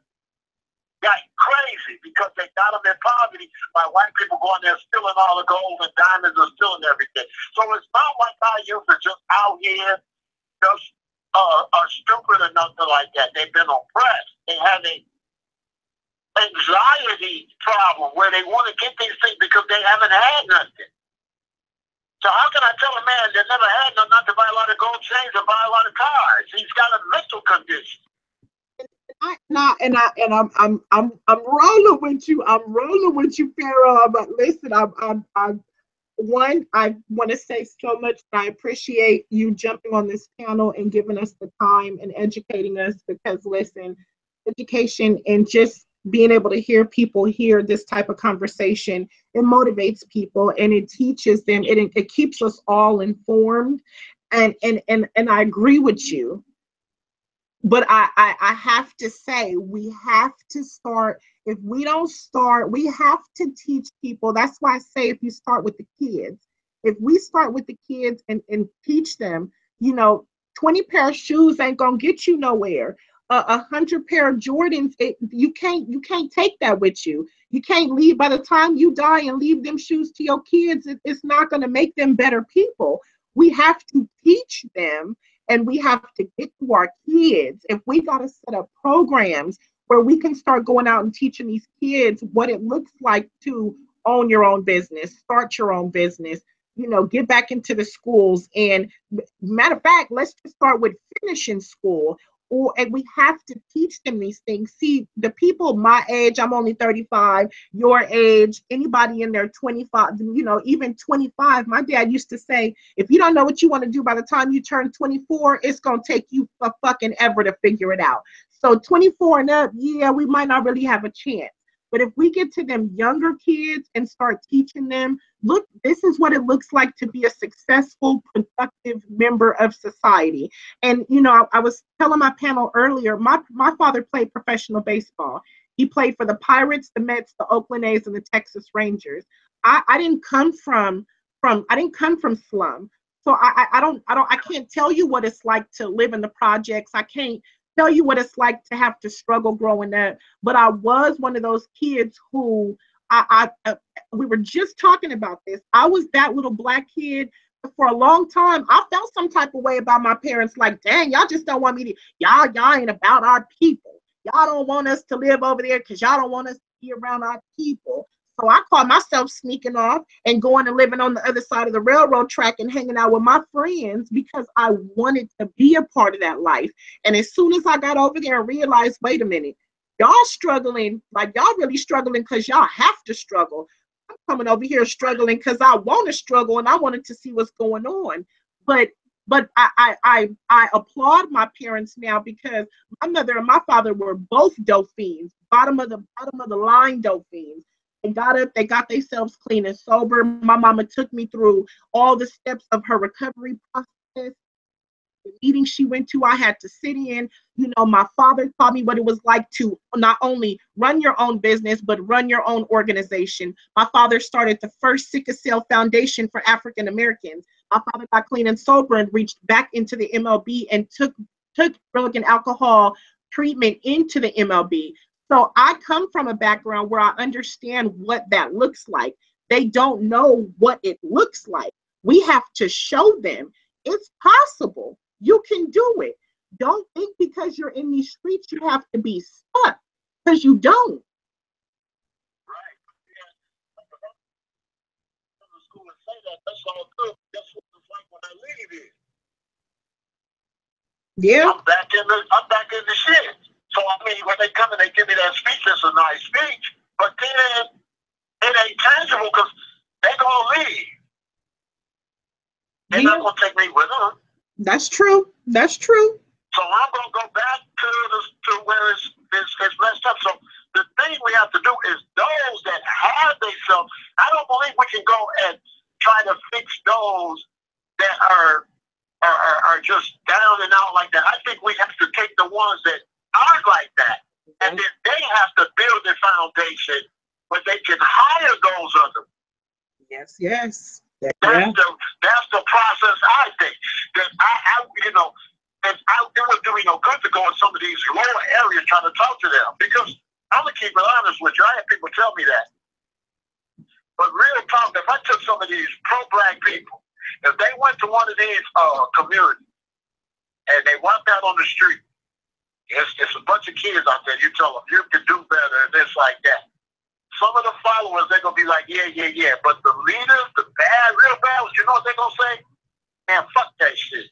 I ain't trying to hear that shit. They can't tell me nothing. And when he said that, what am I going to do now? Because at that point, he took his little crew back. So if I can't fuck this nigga up, that's the end of it. Because I had people tell me that, and I challenged them, and nobody took a chance. I said, well, come to Chicago, let me take you on the block.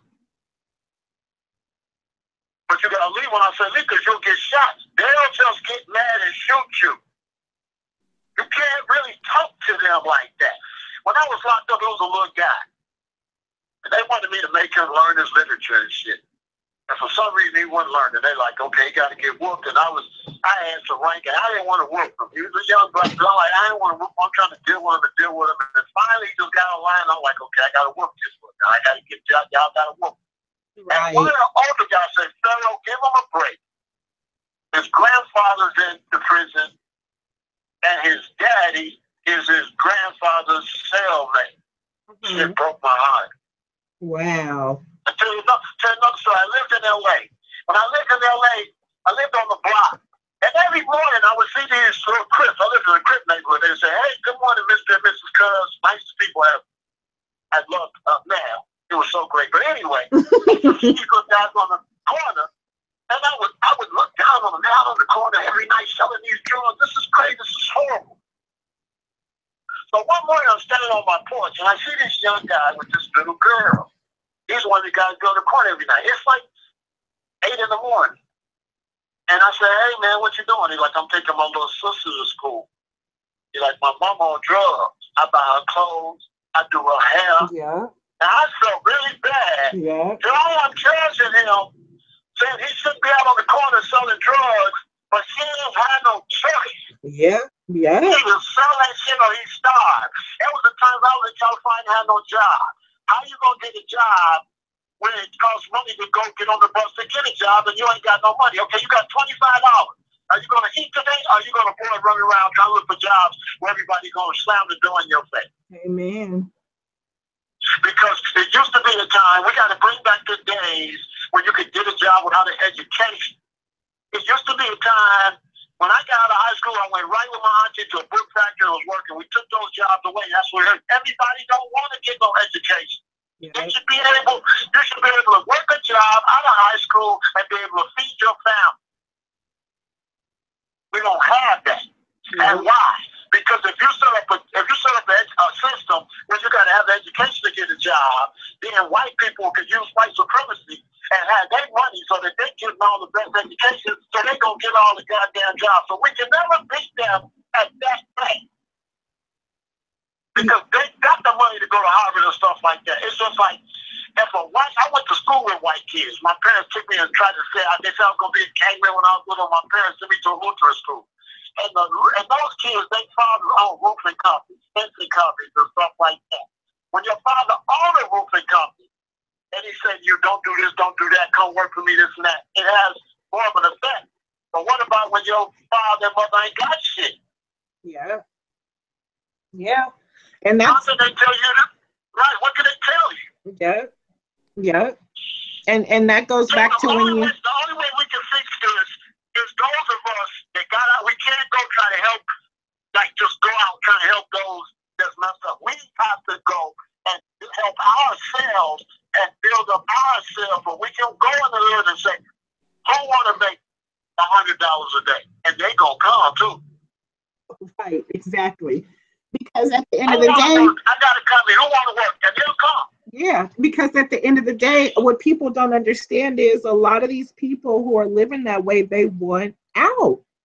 But like you said, you can't just expect that little kid who is getting up every day because his mama's sitting in the bathroom smoking dope all day. You know, when he's out selling them little nickel sacks on the corner to feed his brothers and sisters, you can't just expect him to stop overnight. You have to provide an outlet for these kids. You have to provide you have When that little kid becomes a grandfather, then what? When I lived in Parkway, I would look out my window and do a case study. And the grandmother was ghetto, the mother was ghetto, and the baby. I see the baby mama and grandmama out fighting. So these kids don't have nobody. We just don't know how many generations of people down and out we got. We got generations after generations of people. So they have people, parents don't have what's necessary to teach them anything either. no. I deal with a lot of rappers, and when I go to their house, the whole house is messed up. Yeah. Mama, the daddy, the grandmama, everybody's. Yeah. So where is this kid gonna get it from? I'm gonna tell you something. My kid is around ignorant people all day. But when I'm gonna say something sane, all this ignorant friends say, "Man, nobody trying to hear that shit." And I'm gonna tell you something, and I want my mom to jump on this line really quick. She's on here, but I'm gonna tell you, my dad, after he stopped playing baseball and he stopped, as far as being a drug and alcohol counselor for the MLB, he started working in the prison system as a drug and alcohol counselor. And you would be surprised at the amount of inmates who got out of jail. My mom used to go off like, "Why are they coming over here?" He would bring them home. Like, listen, he would have my mama cook them a dinner. He would, they were like our family. And I always used to wonder, like, why does he do that? Because my dad would say, because it doesn't just stop in the prison. You can't just turn your backs on them. Some of these people, they don't know what it's like to have a family. They don't know what it's like to have somebody to have your back. They don't know what it's like for somebody to just really care about you and reach out to you. And the things that you're saying, those are things my dad used to do. My dad would help them get jobs after they got out of prison. He would, stop by their house, make sure everything's fine. You got to teach these people all over again. You got grown men stepping out of prison system who don't even know how to pay a bill or write a money order, and then you expect them to not go back to selling drugs and killing and slanging. That's all they know. If you're not teaching them what they need to be doing to be a productive member of society, they will be right back in the same place, and that is what the system expects. They want them back. They can make money. They want them back because there's some money. It's a hustle because the factory's closed. When the factory's closed, they built more jails and prisons so a white man could go, the poor white man, he could go and get a job and be a guard. It's just a money scheme. I was locked up and black men was reading letters to me. When they write their girlfriend, love their girlfriend, and the guy say, TAG, that ain't done, is it? I'm like, my God. They don't have much education. They don't know that much. So my thing is that people like us, we just have to unify. The problem with black people is the decent ones are not unified. It's not about the ones that's not decent. The decent ones are not unified. That part. Go ahead, Mom. Opening businesses so they can reach out to the ones that's not decent. We are very ununified. Yeah. We don't have any unity. We don't have any programs. We don't do anything together. We don't want to start things in corporations and stuff together. Exactly. Blacks don't have their own car. We don't have our own cell phone. You want to say something, Mom? No, I'm just listening to Pharaoh and agreeing with everything he says. I mean, I agree with them.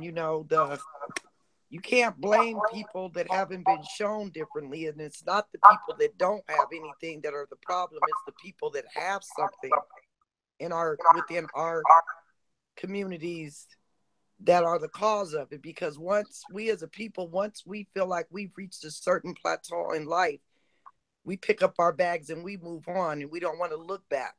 We forget from where we came. We forget our struggles. We forget when our neighbor used to have to bring us a loaf of bread and a pack of bologna because we didn't have nothing to eat. And that's how we do as a people. And that's why we keep running into the same old brick wall over and over. It's like, insanity is repeating the same behaviors over and over and expecting different results. You can't keep doing the same thing and thinking that the outcome is going to change. It's just not. Like when, I spent years working for the criminal justice system. I didn't work in the prison like my husband, but I worked with people coming out of the prison system.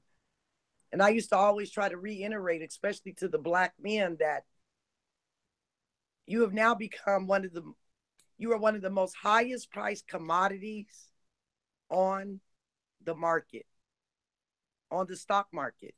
Prison stock is one of the highest stocks. So why wouldn't they continue putting you back in prison? Your money, you make money for them. So, why do you think they came up with the 3 strikes rule? Because as long as they can hold you in the penitentiary, they're getting paid for that. You are a commodity to them. They couldn't get us. Like I try to tell people, we're still being held in slavery. It's just being done in a different kind of way. Because today we have different laws and protocols that they have to follow. So they're doing it a different kind of way. They did it before. They held us. They beat us. They raped us. Now the way they get us is by holding us hostage and holding us as slaves by keeping us locked up in prisons. They separate the fathers from the families. They lock them up in prisons. Then the mothers end up becoming prostitutes or drug addicts because now they got to figure out a way to try to support them 4 kids that the husband done or the man done left behind, because now he's sitting in the penitentiary. God knows when he's going to get out. So it's just like a vicious cycle. Right. That's right. So the only thing we can do is those of us that got it together, we have to get together together, and we have to do something, and we have to start. I feel like black people, we don't criticize each other enough. Like, we really have to go hard on our own people. Like the NFL, yeah, they took a knee, but they ain't never done shit in the community. It don't make no sense that all the rich football players, basketball players, baseball players ain't down in this community, open factories, open businesses so our kids can work. Yeah. Where they at? Where they at? LeBron be doing a lot. I give it to LeBron. He do a lot up there in Ohio. But the rest of them ain't doing nothing. What do? I got friends that play for the NBA. He say, oh, I got 3 houses. I'm hardly be at this one. I'm hardly be at that one. He'll go buy 3 houses. He'll buy 5 cars. But they won't get a banking system. Floyd Mayweather, he buy all that stuff. But he don't have no bank where I can go get a loan and buy a house. Right. Go to the bank so they white people can go get money to get a house. Or better yet, why don't some of them take their money and put it together and go out and buy their own construction firm and build their own communities? They got the money to do it. Exactly. And that's almost like I don't know how many people remember Slim Thug. He was a rapper, and he actually not only started his own construction company, but went in and remodeled his whole entire neighborhood. Like, this is what Slim Thug. Yep, he's from Houston. He's doing big down there. He's doing big. He's trying to show an example, and that's what they'll do. But what they would have wanted to do was bust him before he got to that point. Yep. See, and would do that. But soon as, because like I said, when the crack was out, you could stand out on the corner and smoke crack all day and don't get arrested. But and buy a nice car. They gonna Right. So if you want to stop the drugs, you would arrest the addict. But you don't. You arrest the sellers. Exactly. Property. Exactly. And then they ain't trying to stop drugs because in jail you can get all the drugs you want. When I was in the county jail, they was in there storing the heroin, doing everything. Right. I know that for a fact. They got more drugs in the prison system than they have on the street. We're going to have to, those that know better are going to have to do is stop thinking they can preach to the ones that don't know no better. We have to really go to them with something tangible. Yeah. Right. People that don't work together can't go and talk to no gang that work together and tell them, stop working together and come over here with us, a bunch of motherfuckers that don't work together. I hate to say it like that. Preach. We have to set an example for them to make them want to quit doing what they're doing. There's no guy gonna give up $200 or $300 a day selling weed to work at McDonald's. Who's gonna do that? Yeah, that's the truth. That is We don't definitely. even have our own McDonald's. Our own, we gotta start. And we're not behind. And I try to tell black people that. My parents came up in the 50s, so we shouldn't expect more than we've done. We just are getting to this point now. So don't feel like, we should have did it, because no, that's impossible. We couldn't have done nothing but what we've done up to this point because of our situations. Martin Luther King talked about that. When the whites came over here, the government gave them all kind of subsidies for their house and everything. They killed him right after he said that. He said, we coming to Washington and we won't wait 1 hour. So the whites and everybody, they set them up. They said, we have some more handouts. All these white immigrants got handouts when they got here. Exactly. We were just let out of slavery and give them nothing. Right. So the key to us, if we don't get along, like if I don't get along with you, how am I going to go in business with you?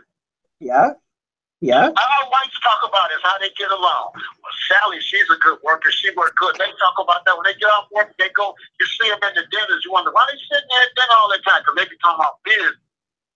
Who they work with. They all work together. They work together. They don't care if they the same religion. They don't be discussing their beliefs or none of that. They be discussing the business. They do how many startup companies. This is where we got to go with those of us that are not slummed out and down out in the ghetto, and then go and build something, and then go start hiring them. That's the only way. That's the only thing that's going to do it. We have to bring them money. What the hell? Bring them money, they'll listen. Wow. That's very, very true. That is very, very true. And again, I just want to say, Carol, thank you so very much for extending yourself to be able to jump on this panel and to give the people the insight that you have. You are a powerful, powerful, powerful, wise man. I know we did run over time. I do apologize for that. I would love to get with you again offline and try to schedule something in the near future. We actually have a couple of celebrities that we're going to invite on the panel. We would love for you to jump on the panel as well so that you could bring some of your insight. We want them to come on to be able to help us with some of the things that's going on in Chicago.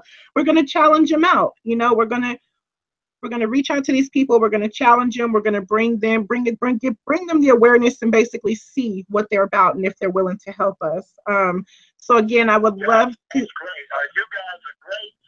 You young people, you are going to do wonders. So don't get down and out. The future is all in you all's hands, and you all are going to do great. And we're going to be fine. You all are going to be great. You're going to go to the next level, and we've just gotten to that point. So that's what I just try to let Black people know, a historical date on that. We've done the best we can with what we had. We really couldn't have done any better up to this point. Mm-hmm. But from this point on, we can go to the next level. But it's totally unrealistic to think we could have got more accomplished in the 80s or the 90s or the 70s with all of the wars that we had come our way, with all the drugs they threw on us and everything that they threw on us.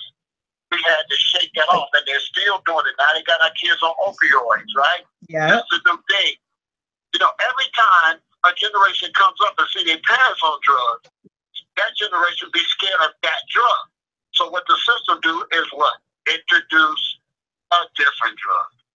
Exactly. So all these rappers are drinking lean. We have an opioid addiction, and when it was crack, they talked about us like dogs. But now that all these white folks is on oxycodone, now all of a sudden, they got to get them help. They got commercials. Oh, they don't want to lock them up. So Black people, we got to lay the law down and say, okay, we don't want no more white police in our neighborhood. We want to police our own neighborhood. We don't want you over here. Go in your goddamn neighborhood. Don't come over here. We want Black police. We want Black politicians. We want our own Black society. You got a Chinatown. You got a Koreatown. You got a Italy, little Italy. Where is ours? Exactly. Give me just a second, Pharaoh. I do want to say thank you. I do see that we just had a rush of Team Rebels. We want to give a shout out. Thank you guys so very much for stopping by the channel. I believe you guys, the slogan is blessed up. So stay blessed up, and thank you guys so much for the love and the support. Welcome. For those of you guys tuning in, we were able to get Pharaoh on the panel. So that we could just bring some awareness to what's going on in the streets of Chicago. It was a very, very, very powerful conversation. I hope if you're just tuning in, you're able to go back and listen to it. And again, we're going to try to get Pharaoh back on this channel so that we can have hopefully we can get a couple of YouTubers who are behind the whole movement of just bringing awareness. It's time, guys. It's time for, I heard you say something. I listened to one of your videos, Pharaoh, and I heard you say something about, the media is not bringing awareness to what's going on in our Black communities. And the only thing that we have as far as Black media is YouTube. So it's time for some of us YouTubers to use these platforms to be able to bring the awareness, bring the unity, instead of tearing each other down, So when you brought that message on your channel, and for those of you guys who are tuning in, please make sure you go follow Pharaoh. His YouTube page is Pharaoh Said That. One of my moderators, can you guys go ahead and post that in the chat so people can follow Pharaoh as well? Because again, he's a powerful man and he has a message. And for people who really, really want to make a change. It's just time for us to stick together. It is time for us to educate, to bring awareness, to reach out to our communities, to our kids, and wrap our arms around them. It's almost like what Pharaoh was saying. You know, back in the day, it took a village to raise your child. And people are so scared to discipline or say something to somebody else's kids nowadays, because not what the kid gonna do, what the parents gonna do to you. We have to get back to those old days. We have to get back to wrapping our arms around our own and making sure that we are doing everything possible. You can't say what can't be done if you're not out there trying to help make the change. That's right. Now, I'm going to end with something spiritual for y'all, and I want Black people to know that we were never supposed to rise up. The Creator is keeping us dumbfounded, because if we rise up, we will stop revelation.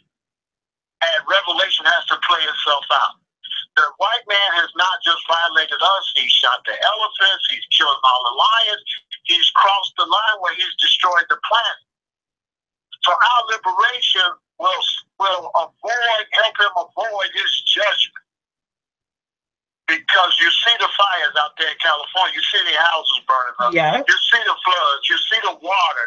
So they're going to pay for everything they did. And the Creator he kept us dumbfounded for a reason, because it wasn't time. It wasn't time. Yeah. Because they got to get their judgment. And with that note, you all have a good night. And let me know when you want to see me again, all right? Thank you so much. Thank you. That was a powerful, powerful show, you guys. And I'm going to tell you something. It just made my drive shoot out the roof. So, shouts out to Pharaoh. For those of you guys who would like to go follow him, his YouTube channel again is Pharaoh Said, SAID that. Pharaoh Said that. Again, we're going to go ahead, and if you guys would like, we can definitely open up Q&A. If anybody has anything that they would like to get on the panel and say, throw your ones up, and we'll throw the link out for a brief second, so that you guys can go ahead and express any type of opinions that you have. I know Diva is on the line, and Diva didn't really get to express what she wanted to say. So Diva, if you have anything you want to say, you can definitely unmute your mic and let us have it. If not, and we don't have any ones, then we will go ahead and wrap this show up. We definitely want to give a shout out again, like I said, to Team Rebel. Thank you so very well. So I see Team Rebel through a 1, so we'll go ahead and drop the link. I'm going to drop the link again. So feel free to jump on the panel, express what you have to say. The only thing that I'm asking, I do see a couple of comments popping up.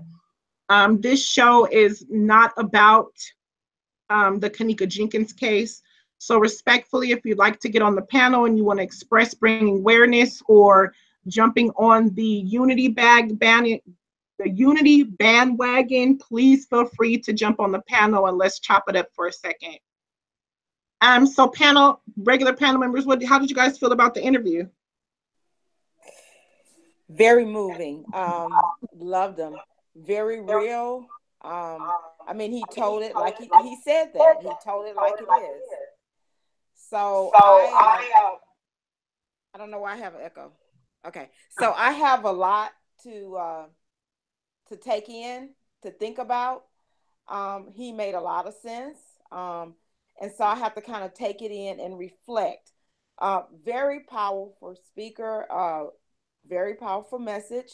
A lot of things he spoke on, I agree with. A lot of things he spoke on. I learned a lot tonight about Chicago and some of the challenges they have in the area, or some of the so-called problems they have, and why it is not a simple solution.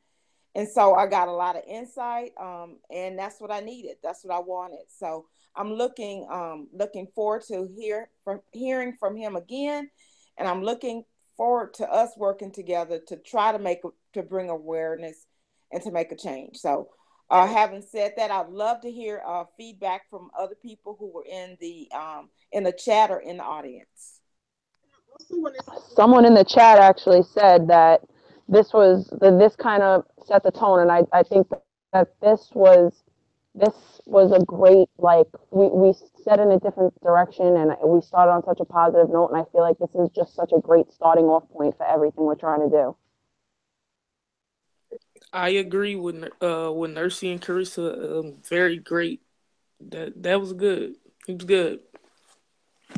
I want to say, again, I didn't get to bring it up, but I want to just give a shout out to all of our viewers and our followers, we call each other family. I want to say thank you to everybody for joining the meeting that we had yesterday. It was a very powerful meeting. We had quite a few people who jumped on the line. We're getting ready to start digging into these cases and bringing justice to particular areas in different neighborhoods.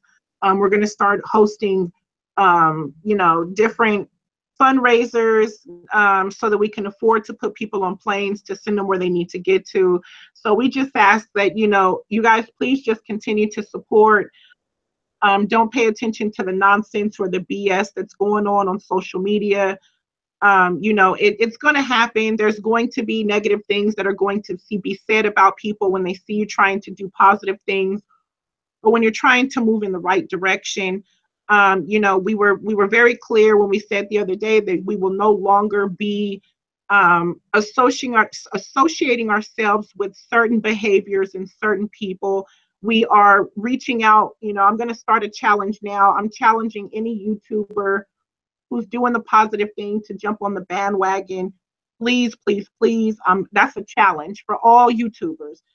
Get away from the nonsense and the negativity, and let's start a positive movement on YouTube so that we can bring awareness and teach our people, not even teach, just inform our people about what's going on. The link has been open long enough. So at this point, again, I just want to say thank you to everybody who tuned in. Thank you to everybody who joined the panel. Thank you to everybody with their opinions. Shouts out again to Team Rebel. Y'all came in this thing like woof. So shouts out to y'all. The numbers just shot. I was like, Lord, what just happened? So shouts out to Team Rebel. Thank you guys so very much. For those of you guys who are in the room who follow and subscribe to me, please go follow and subscribe to Team Rebel as well. Blessings to you all. Bless up, as you guys say. And again, just shouts out to all the other YouTubers doing the right thing and on the right track. So at this point, we will go ahead and wrap it up. I just want to let you guys know January 12th, we will have an individual come on to the show from Nappy Roots. He's going to come on to share his experience, strength, and hopes. We'll be dropping the trailer shortly, so please let everybody know. We also have a couple of other celebrities who are going to be jumping on the panel. We will open the panel so that you guys are able to talk to them and have dialect. So again, you guys, just stay tuned to everything that Factcheck TV has going on. It's going to be an amazing year. If you're not following us on our Facebook page, please go follow. It's hashtag Factcheck. Hashtag Factcheck Justice for All. In that group is where we post a lot of our meeting dates and our meeting times. If you're willing to join the justice movement that we're getting ready to start. So stay tuned. Shouts out to you all. Much love. And we do apologize for the audio sounds in the beginning, but we got it together. Good night, everybody. Good night, y'all. Good night. Thank you. Good night.